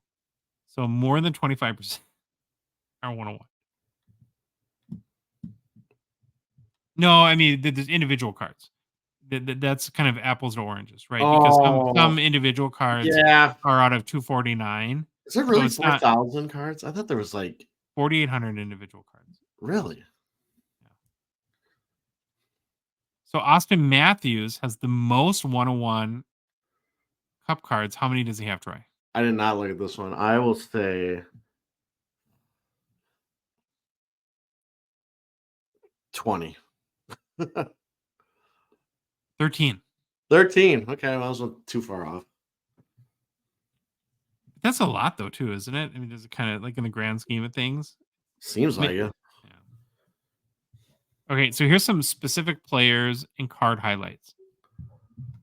Here's a kind of a set that's I think kind of interesting. All-time alumni gold foil autos. And what I like about this is the inscriptions. Inscribe, baby. Yeah, so you have like Dominic Hasek, who 6-time Vezina winner inscribed, right? Daryl Sittler, 10 points in a game. That's wild. Yeah. So he has 10 points in the game date. You have John Van Beesbroek Yep. putting his Vezina season on there. You have Marcel Dion, Art Rossier, Mike Gardner, Hall of Fame, and then Ron Hextall, right? That'd be cool. On 1987 Vezina, and then just Mark Messier, nothing apparently. Oh yeah, what's up with that? Why doesn't he put like I have an award named after me that I get to pick? I don't understand why Messier isn't inscribed. That to me is a big miss. I absolutely, if Messier's was inscribed, every one of these cards is awesome. I'd want it. I obviously haven't seen them, but just from the auto and the inscription. And listen, there's black foil 1-of-1s of these. Who's going to be the crazy guy that tries to go for try to get all the 1-of-1s? Because it's not a huge set. So it's Yeah. like in your mind, it's like, well, maybe I could do this.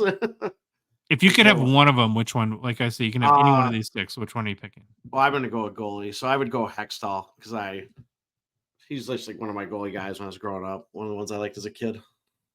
I would either go the Hasek, 6-time Vezina winner, or I kind of like the Daryl Sittler. 10 Yeah. points. 10 points in a game is no joke, man. Sittler would be my player one if I could choose one. Or choose a player. Hextall goalie, Sittler for the player. There's also a Day with the Cup auto set, and there's a Bobby Orr auto in there. So Bobby Orr autos are back in the cup. All right. Now, remember the new national colors insert that we featured when we did our design preview that I know you weren't. Yeah. There's a Bobby Orr, one of these out of 10. There's Dominic Hasek out of 10. Nicholas Lidstrom out of 15. And Troy. Oh, I did see this. Pecorine out of 50. You pooped on this card. I know. And now the Pecorine. What are you going to do? That's a conundrum for you. It's out of 52, which means it's not going to be like stupid expensive. Oh, it'll be on eBay within the first month. They'll be out there. There'll be a couple. Yeah, but if you wait like 6 weeks, you'll get it really cheap. Yeah. So does this change your mind at all about national colors? Maybe because it's going to be blue and white. I'm already kind of imagining what it's going to look like. It's got to be the Finnish colors. Yeah, I'm a sucker. I'll probably get it. There's 2 9-way booklets that might interest you, Troy. These are out of 9, so they're going to be fairly limited. Yeah. One of the 9 auto booklets is a goalie booklet. So we have Big Cat, Connor Hellebuck, Marc-Andre Fleury, Tristan Jarry, Officer Bob, Jack Campbell. Jack Campbell. Cam Talbot. Well, Cam Talbot's about in the same boat as Jack Campbell. It started off so good. Oh, it ends good. Demko's a beast, man.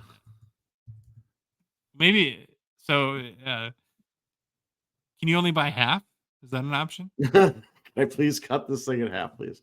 Yeah, I want the first half. There's also a USA hockey player themed booklet. Why isn't there a USA goalie themed booklet? That's what I thought this might have been. Obviously when I saw Vasilevsky, I'm like, no, but Demko's American. Oh, that's there's a goalie on there. You got Modano, John LeClaire, Mike Richter, Brett Hull, Pat LaFontaine, Keith Kachuk, Adam Deadmarsh. It's kind of interesting. Yeah, I want a US themed goalie booklet. Oh, there is Richter. I see what you're saying. Yeah. Yeah. Doug Waite and Gary Suter. So, of these booklets, which one would you want? I'd want the goalie one. Really? Yeah. I think I'd be about the USA one. Yeah. US my one's cool, but I'm more of a goalie guy. I can't remember what set it's in, but there's a Wayne Gretzky, Steve Yzerman dual auto from like when they were on the same All-Star team that they played on together. Pretty cool card, right? Looking at the box odds, it's 1 in 1,800 boxes. So you'd have to at $1,100 a piece. Yeah. You'd have to spend a lot of money. Bold. That's a big hit. There's 3 autographed monumental patch booklets, which are 101s. There's McDavid, Draisaitl, and Peter Forsberg. It's pretty cool. Yep. Hey Trey, you remember those dual ticket booklets that we talked about in our preview? We're trying to figure those out a little bit. Yep, I do. There's 5 options, right?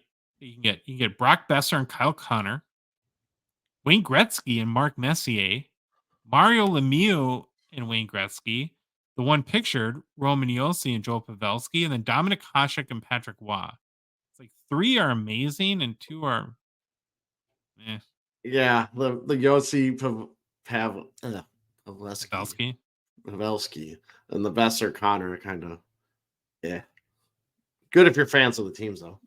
Of the 3 kind of amazing ones, which one would you want the most? Hasek Waugh, Lemieux, Gretzky, or Gretzky, I want to say Hasek Waugh, but to have a Lemieux and Gretzky card together that's with autos, yeah, okay. I'll give up my goalie guy routine and I would go with that one. There's 18 players in the limited logos checklist. I can't see it because it's so small on my screen, but there's a couple rookies in there like Mo Seider and Zegras. There's a Wayne Gretzky with the Rangers. That's out of 10. They're either out of 50 or out of 10. Mainly, usually the rookie. Well, no, I think Lucas Raymond's in there. I don't know anyone else interesting in that. What interests me is Fleury in the Blackhawks. I'm curious what that looks like. Oh yeah, that's probably pretty awesome. Yeah, that one might be a cool one to get. Obviously, the Gretzky one is always Gretzky's always gonna be good, but it's a Rangers. Just remember that. But besides the goalie too. I saw that Olaf Kolzig. I love it. Throw some love to some older guys. There's also an exquisite limited logo set that's a 2003-04 retro design. So that'd be like the LeBron exquisite. Yeah. And kind of standard fare. Kale Makar would be sweet there. Matt Zuccarello for our Wild Troy. That would be sweet, but that's like, okay, how did Zuccarello make this list? Yeah. Lafreniere is having a little bit of a renaissance. Yeah. He could have been a surprise candidate. But he struggled a little bit last few games. Moving on, the exquisite RPA checklist, which are numbered to the players' jerseys. So remember, the base RPA are out of 99 or 249. Exquisite RPAs are out of the jersey number of the player. Note there, Troy, is each of them has a 1-of-1 shield parallel, except for Cole Sillinger, Dawson Mercer, Mo Seider, and Seth Jarvis. So those will not have exquisite 1-of-1 shields. Now, it might be an update in next year's Cup. You never know. But yeah. There's also some kind of interesting cards in the Cup, too. There's artist proofy cards, there's printing plates, redemptions for uncut sheets. So here's one that I thought was kind of interesting. It's an uncut sheet redemption checklist. So, that's cool. Chemical composition or cup trios, exquisite RPA, or is that exquisite RPA? I think. Yeah. I don't know why they said it says wrap. Lamplighters, uncut sheet. Would you be disappointed or pumped if you pulled the redemption for one of these? I think I'd be pumped. I kind of want to see how you get it. Do they mail you this huge? I would hope very carefully. Yeah. Yeah, it's a chemical composition one, weigh 50 pounds. Because weren't those like a thicker card? Well, then every time you showed it to someone, you'd have to say it didn't turn out like they wanted. Hey, let me turn this sideways and let me explain to you what the card is supposed to look like. Can I get a frame that just shows the side view of these cards? So, and then there's a ton of 2020, 21 update cards in the Cup from Exquisite and Splendor. I would not be jazzed to pull an Splendor update out of a $1,100 box of the cup. Yeah, that stinks. But Okay, Troy. Now we got to get to the what you and everyone else just cares about, the yeah. Pecorine checklist. So we've already mentioned there's Yeah. national colors out of 50. There's also an exquisite collection endorsement relics auto out of 50. And then remember that other we should have shown a picture, but remember the basics? It's a kind of they're really Yes. funky with the Yes. 3 concentric circles that are very Yep. colorful. There's the Pecorine out of 15. Nice. I did the I think I have that pivot table saved in one of my sheets with all the packets from the cup, the new release. All right, man. So of the national colors or the exquisite auto or basics, which one are you most likely to? I want the auto. Whatever's autoed. They're all That's the one I auto. want. Oh, well. All of them then. I guess. What was the second one? Exquisite auto? Is that what it was? Yeah. Probably that Endorsement. one. I don't know why they keep using endorsement. I don't understand endorsement as a card. Endorsement is like a something you get on a license that allows you to drive like a forklift or something like that, isn't it? Was it a lineage thing? I don't know if that's an older kind of set. So that's the cup. Again, if you want to totally geek out on the checklist, go to Cardboard Connection or Beckett. But Troy, that's not the only big Yeah. new product release news. Upper Deck also released design previews for 2023-24 SP Authentic. Now there's a box cover for you there with Connor Bedard and Adam Fantilli. Sometimes I feel like that, and I've noticed this, I don't know why it's been sticking out with me, that sometimes, and I don't say they do this intentionally, but Upper Deck kind of does people dirty with their facial expressions. Not the greatest Yeah. facial expression for Bedard. Fantilli's is all right. Do we need to go over this one? Because it's going to cost like $800 a month. Yeah, it's going to be a lot.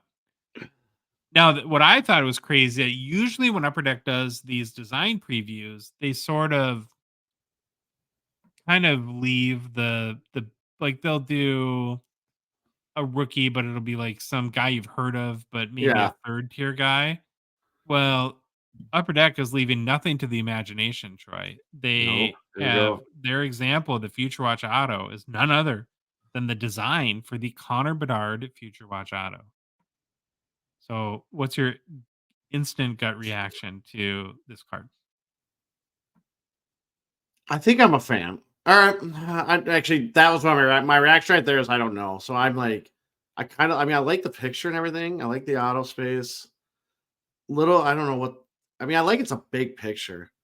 So I'm leaning towards the positive side. There's one part of the card that's driving me crazy. Can you guess what What's it that? is? Oh, It's I the don't know. bottom right, the circle, the metal, like the Oh, polished yeah. steel. Wouldn't that be better, like with the Blackhawks logo in it or I something like think that? I gotta believe that's gonna go in there. I gotta believe the logo is gonna be there because it's offsetting this one up here, and this is the SP, and this is gotta be. I'm. They can't just have a blank circle on there, right? I'm gonna say they It's forgot it's to put the it's like logo one in of there. those things that you see and then you can't unsee. It's like my Yeah, eye just goes, like, right to it every time. And again, if you are listening on a podcast app, you can go to Cardboard Connection or Beckett and see it for yourself. I also think it's an interesting choice in how they I don't know what you call it, but they created sort of like a half moon over the bottom half of the player and sort of lightened it for the auto space so yeah, that for the the auto auto is space. actually over the image of the card, but still stands out on the card too. Do Mhm. you like them doing it that way? I don't mind it. It's fine to me. And then you'd have to assume too, because there's a little bit of like highlight color. There's some red at the top border and the bottom border that, depending on the team colors, that will probably Yeah, change too. yeah, I would assume so. I mean, this is a big card. I mean, God, what do you think this thing is going to go for? And lots and lots of money. so, not just our opinions. I did a quick Instagram poll yesterday to get people's impressions on it, and I gave people 3 options to say, basically thoughts on the new Bedard Future Watch Auto design, and the options were don't like it, meh, it's okay, and love it. 10% didn't like it. I'm in, 29% love it. yeah, 61% think it's just okay. Does yeah. that surprise you at all? I'm in the meh. It's okay. No, because that's what I thought. So I guess Okay. I guess I'm just average. A couple other design previews that are, I think, interesting to look at is there's also Upper Deck did the Future Watch Auto patch, which I think is becoming a more and more prominent Mhm. RPA. What the heck? I know this is not the real patch, but so it's an Adam Fantilli example. What the heck is that? It looks like a Santa Fe wigwam Yeah, I don't know what that or is. Well, it's blue jay. I mean, I can see the stars and stuff, so it's maybe it's something on their shoulder. Is that it? Oh, it might be from the shoulder.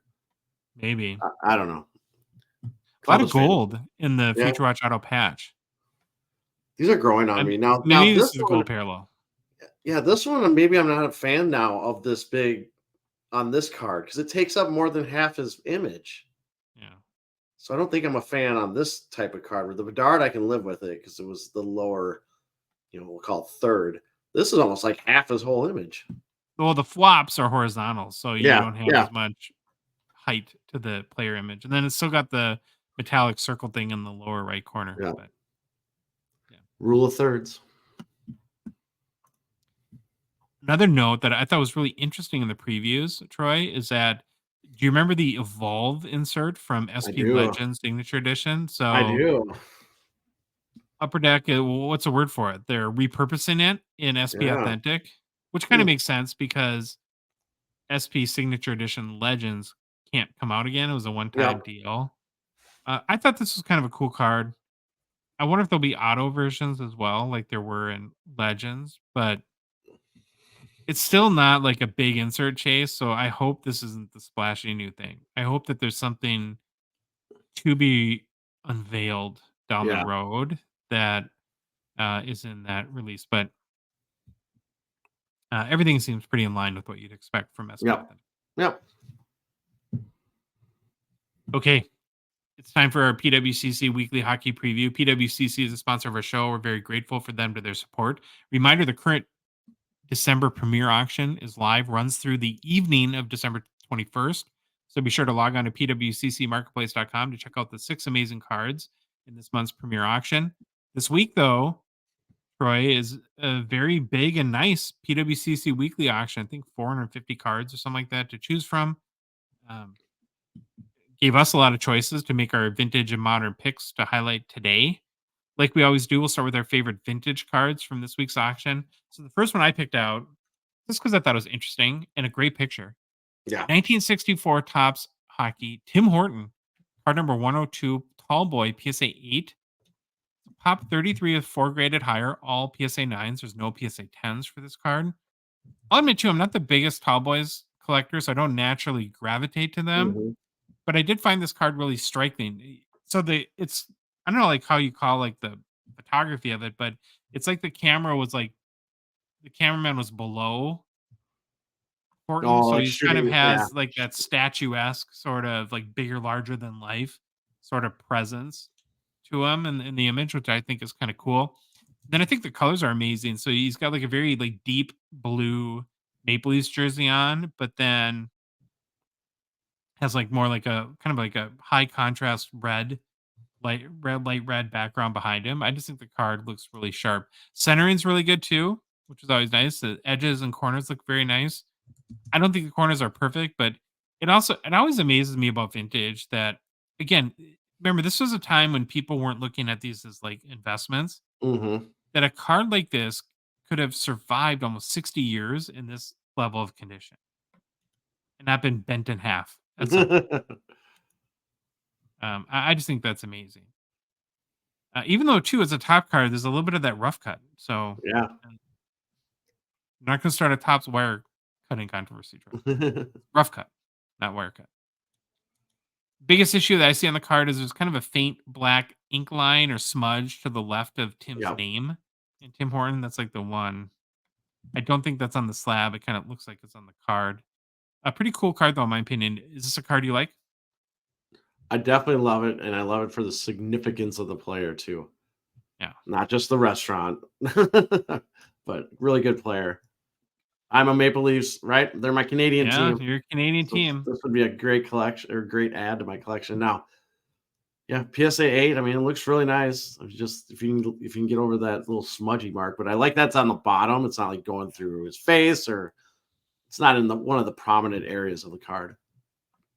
Well, not only could he make a mean cup of coffee and delectable donut holes, but Tim Horton Troy was a very good hockey player too. Yes, he was. He played 18 seasons with the Maple Leafs, one with the Rangers, one with the Penguins, and 2 seasons in Buffalo before passing away in a single person car accident in Yep. 1974. So I didn't know that. And it's kind of not a great story, of course. He was still a Yep. player. I think he was driving in a sports car back from a game in Buffalo to Toronto and had been drinking at one point, had stopped, and his business partner, I think, was there and had or somebody that he was friends with had known he was drinking, and they tried to convince him not to drive, and he drove anyways and ended up dying. Mm. Pretty sad in that regard. Horton did win 4 Stanley Cup championships, was post posthumously posthumously posthumously Posthumously. elected to the Hall of Fame in 1977. For his number 7 is retired by the Leafs, and his number 2 is retired by Buffalo. How many Interesting. players have 2 different numbers retired in the Not a NHL? lot. I tell That'd you be a that. really short list. Horton started Tim Hortons with a partner in 1964 while he's still playing for the Leafs, and it quickly expanded. At the time of Tim's death in 1974, there were 40 Tim Horton stores, and his partner bought out the Hortons shares from Tim's widow for $1 million. Kind of a big mistake Good investment. in retrospect. Yeah, good investment on him. Bad choice by the Horton estate. Mhm.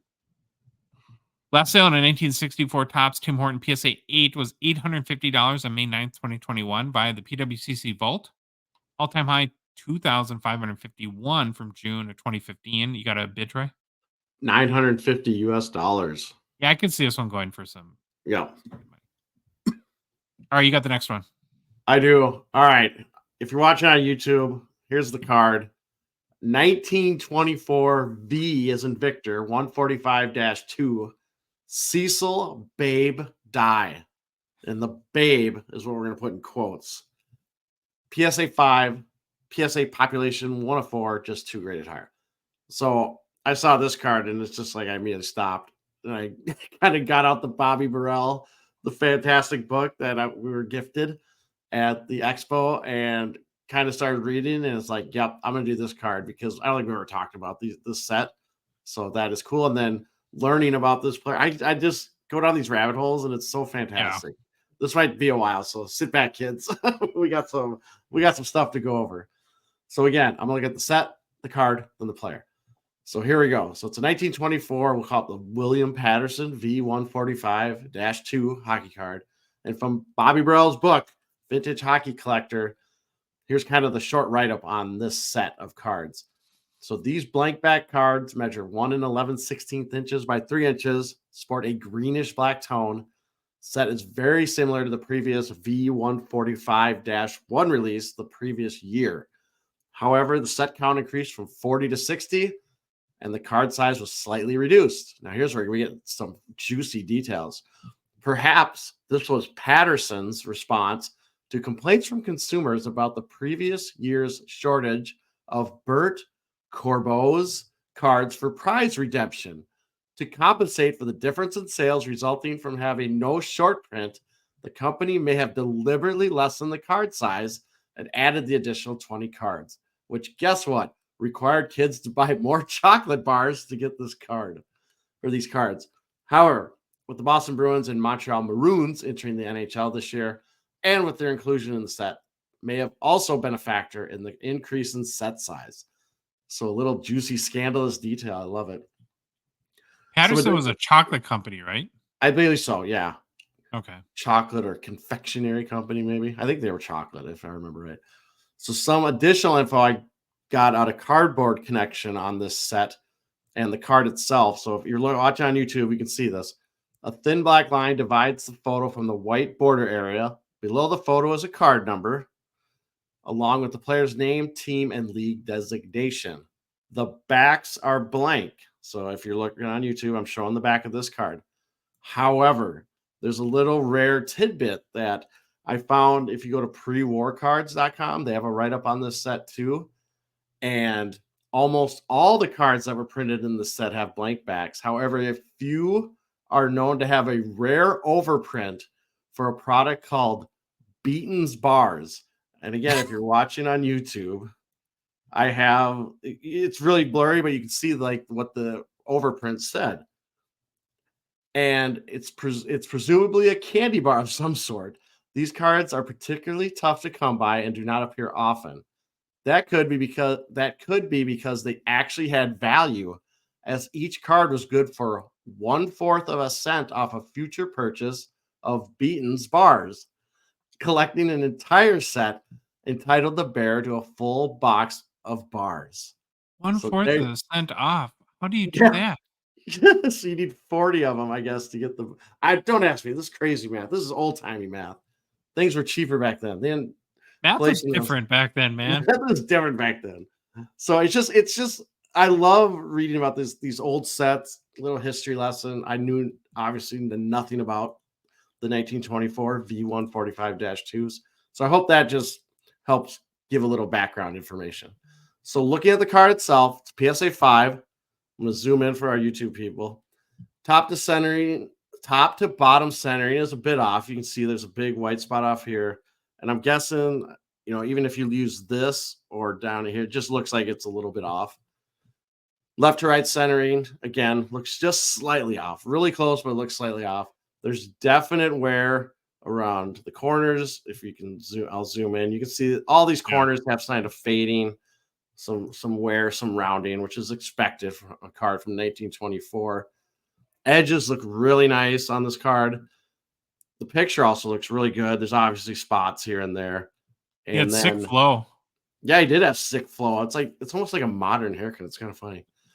And the card is just actually in really good shape from the picture for its age.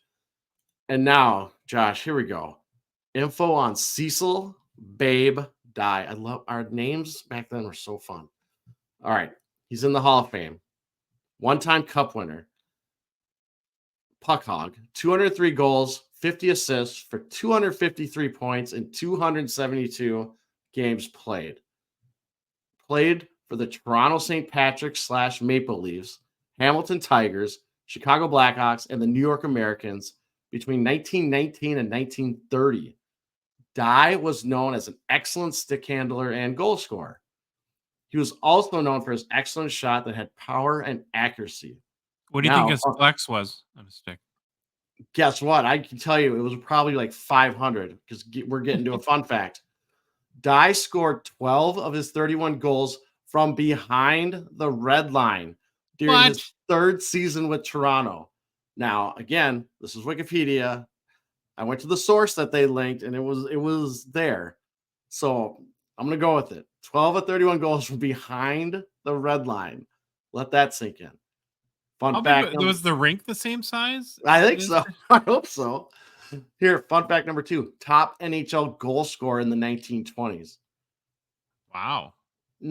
Fun fact 3. His stick was made of solid hickory. So his flex had to be like 400. It's just crazy. It probably weighed a bunch. I mean, I'm not a wood expert, but I'm assuming hickory is a pretty thick stock of wood. All right. It's hardwood, that's for sure. Yeah, here we go, Josh. This is a quote from your favorite hockey player or hockey personality, Hooley Smith. I love Hooley. On Die's accuracy. I can't recall a player in my time or since who could control a shot like Babe. He could thread a needle with the puck, and it came up like a bomb. Only Charlie Conacher, I think is how you say it, or Conacher, who we've talked about before, fired as hard, but he couldn't pick the corner the same. Geoffrion's slap shot probably travels as fast, but the slap was unknown until our other favorite guy, Bunny Cook of the New York Rangers, started fooling around with it. Here's the deal. So we got to recap this for a second, and then I'll let you. Sorry, but in one paragraph, these are the names because Geoffrion's is Boom Boom too. Boom, so boom. we have Yep, Hooley, boom, boom. We have Babe, Charlie Conacher, ho hum. We have Boom Boom, and Bunny. You're right. The names were awesome back then. Guess what? it gets better. Go read this guy's bio. Go to Wikipedia. Go find his bio. There's like 4 other awesome names from quotes. Like this guy was legit. He must have had a rocket of a shot or just in pinpoint accuracy because everyone talked about it. All these quotes on him. And there's so much more I could have gotten into with Cecil Babe Die, but I have to stop somewhere else. We're going to go over 3 hours. So again, look him up. He's just absolutely fascinating. All right, so back to this card. It's PSA 5. There's only 16 graded copies of this card ever. Card does not sell very often, but I did find a PSA 3 that sold this year via eBay and verified in Terapeak for $203.50 US on October 15th of this year. Current bid, Josh, $20 US right now. That seems criminally cheap, man, for a card that's 100 years old. Yeah, it'll go up, I'm sure. You ever do something like this and then convince yourself you're going to buy that card? My modern card, I've convinced myself I'm going to buy it. Yeah, I know. I saw it. We do that. We do have one more vintage, though. It's a 1962 Parkhurst Jacques Plante, number 49, PSA 8, Pop 122, with 64 graded higher. There's 7 PSA 8.5s, 50 PSA 9s. There's actually 7 PSA 10s. Horizontal card, Troy, with a huge hockey puck that features a picture of Plante actually inside the puck as well as a Canadiens logo. Now, do you think Jack Campbell could stop a puck that big? I hope so. Poor Jack. Too soon? Maybe? Too soon.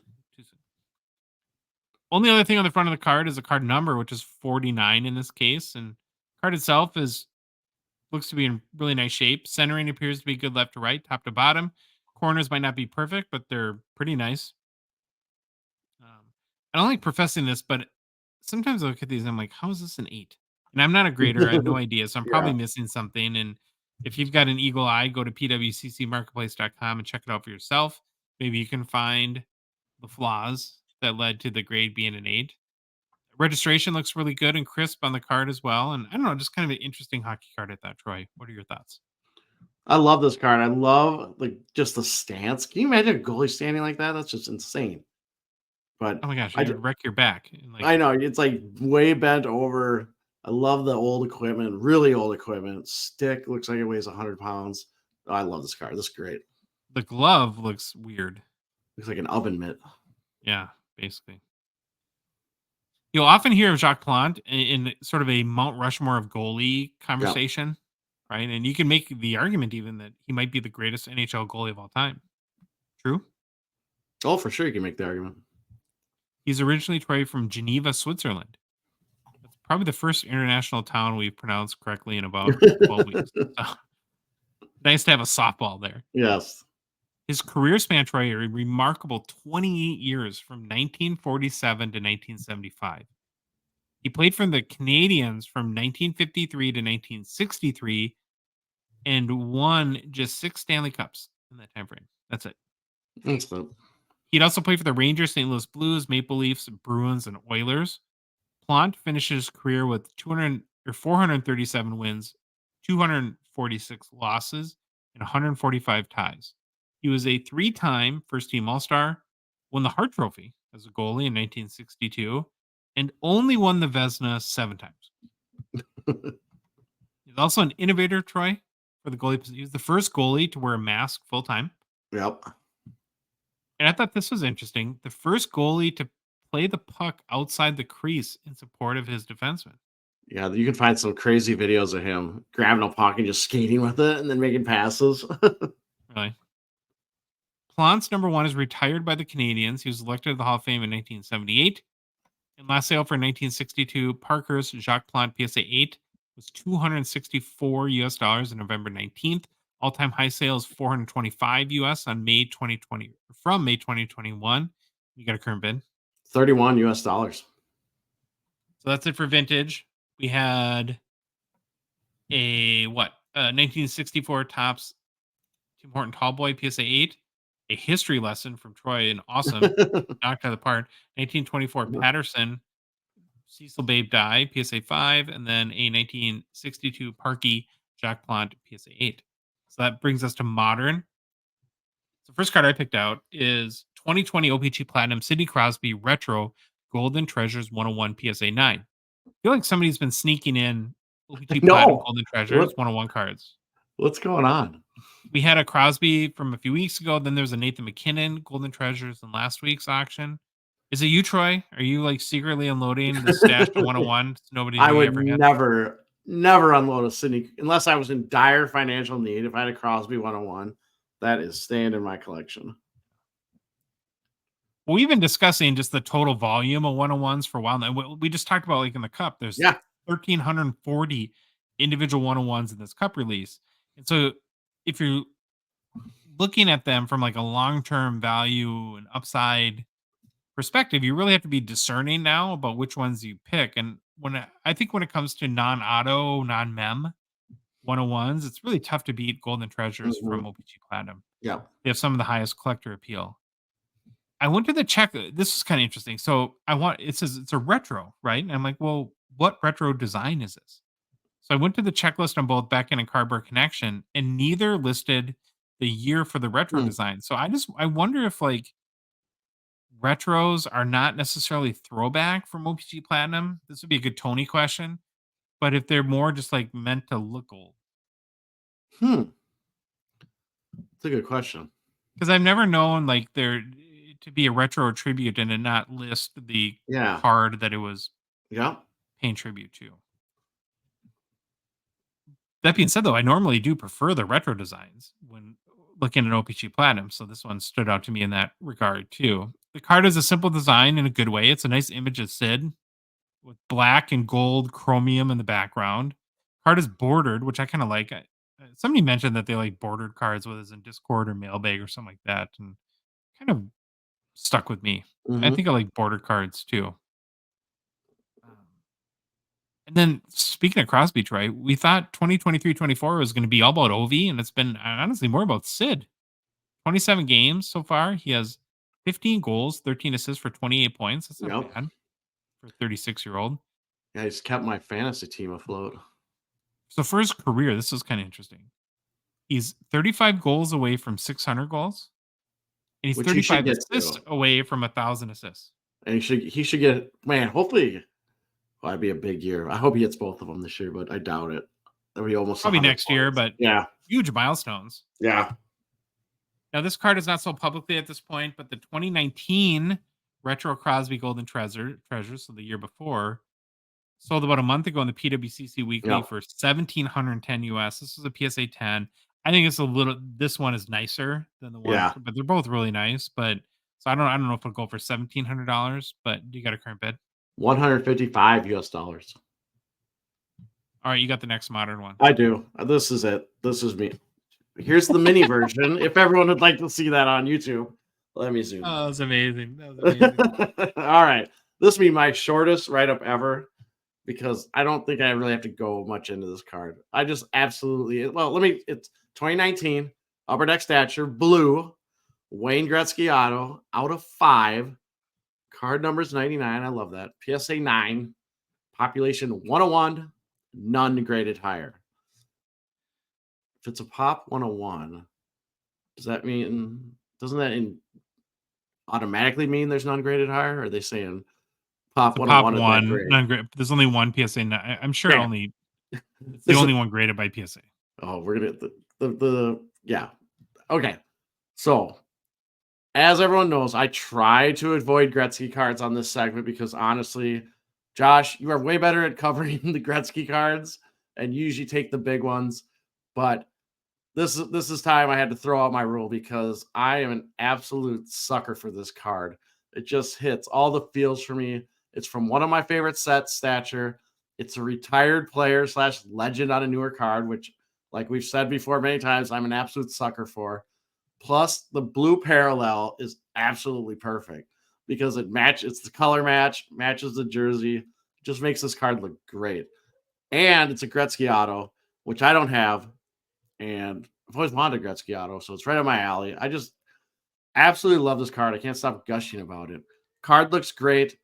The only thing I could really see, centering looks really good. I mean, maybe a little bit off top to center. There's this mark, if you're watching on YouTube, on the right side. It looks like some fuzz or maybe some little bit of the border wore away that blue.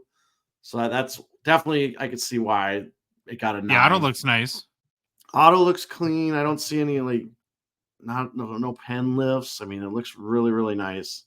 You can tell it's a stature card because gets a little shaky here on these autos sometimes where I'm guessing that surface. We've heard about stature surfaces are a little weird. But again, this card to me just is fantastic. It looks so awesome. I could not find any sales of this card. I did find a red auto version of this card, which is out at 10, that's sold on March 1st of 2021 for $473 US. So current bid on this card right now is $240 US. Again, I like the picture too, because it's not one I see or you see all the time, or it just to me is such a unique card, and I love stature. And I love Everything works on the card. Sometimes yeah, it's like I put this one in the same camp at that 2019 Crosby Golden Treasures retro we just referenced a minute yeah, ago, this where one. to me this is like a perfect design card. Yeah, This is perfect. Everything about it is perfect, and I see a lot of similarities just in how balanced and everything fits. Like yeah. nothing is. It just. You're right. This card should be like put up for an award for sports card designs. It's Yeah, so really really good. I am gonna watch this card. We'll see where it goes. It probably will get out of my price range, but I'm definitely interested in it. So Like, well, what would you pay for this card? I don't know. Like I was thinking, I was thinking it's gonna fall in that like 500 to 1,000 range is where I'm guessing it falls. And Well, I like if would, somebody offered you, like, say, I own this car and I said I'll sell it to you for 750, would you? I probably would. Okay. Some intrigue and excitement this Yeah, weekend at the 'cause PWCC. this would never leave. This stays right. So this is like front and center, right in the case. So do you want me to just like crap all over this card on the PWCC Weekly and Yeah, talk about how just like, horrible oh, it is? my God, look at this. Just don't even look at this card. It's so bad. I don't know how I got a 9. Should be a 1. It was never good, anyways. Yeah, that's an awesome card try. All right, tough to follow that one up. But the last card we're going to feature today is the 2015 Upper Deck Buybacks Andre Vasilevsky 2014 Young Guns Gold Ink Auto out of 25 PSA 10. Boy, sometimes like a card name looks like gibberish. Like this card literally has 1, 2, 3, 4, 5, 6, 7, Yeah. 8, 9, 10, 11, 12, 13, 14 words in it. Yes. It's like, can we count? It's like we're like fighter pilots or something like that. Alpha Romeo Foxtrot. Right? Jeez. Uh, all that being said, pretty cool card for any goalie collector if you're a big cat fan. Not that the regular Young Gun PSA 10 isn't already pretty rare. It's only got a pop at 243. Yeah. But here's a chance to own an auto version of the Young Guns out of 25 from Upper Deck Buyback products. So it's an official one. It's not just like an in-person signed auto. PSA 10 too, which is kind of crazy because if I understand how buybacks work, right? The card was originally packed out in the 2014 set and somebody opened it and then Upper Deck did a buyback and sent it back to Upper Deck, and then it would have to been repacked, shipped, open Yep. packed, autoed packed. This card has probably traveled more than around the world more than most people ever do in their lifetimes, right? Card itself is in pretty amazing shape then, as you'd expect for a PSA 10. I really like Vazzy's auto too. It's kind of interesting. It's more like a Yeah. classic auto. One thing about this card though is so zoom in close on the auto real quick. It feels like that this is like a paint pen because I feel like Oh, yeah, it does. it bled a little bit. Like not that he did anything, but you wouldn't get that sort of how do you call it? Is that bleeding or It's yeah, or it almost looks yeah, I'm curious. like It's almost like running it or looks like a calligraphy pen almost at times where it yeah, goes something like really that. narrow to really thick. Yeah, that's interesting. Would that Uh, does that bother you at all or no? No, I mean, it doesn't bother me at all. I think it still looks cool. I think it gives actually a little style to it. Mhm. And it's not really noticeable until you can really zoom in on it Yeah. either. I don't know what it's like in hand, but well, Troy Vasilevsky is a two-time Stanley Cup champion. Won the Conn Smythe in 2021. He's a one-time Vezina winner. Does that surprise you? He's only won the Vezina one time. Yes, because I mean, he's always in the running or he's always in discussion about the best goalie in the NHL right now, or in the past 10 years. I mean, it's crazy he's only won it one time. So I did surprise me, and I looked it up, and then I was kind of made more sense when I understood that there's only one active goalie that's won more than one Vezina trophy. Really? Fleury? No, give you one more guess. I don't think it's Hellebuck. Damn good. I've coded the answer in the. Oh, I don't. Man, Fleury was my shot. I'm gonna kick myself when I hear it. I don't know who is it. So here's the code I put in the notes. I did PFOB2SB. I don't even know who that is. Panthers, Florida, Officer Bob won the Vezina twice. Sergei Bobrovsky. Yeah, he's won twice, but he's the leader of active goal. Like, and I think before him, the only who was it? Maybe Ryan Miller won too, something like that. Yeah, I mean, it's been like a different guy every year. Last year was Linus Allmark.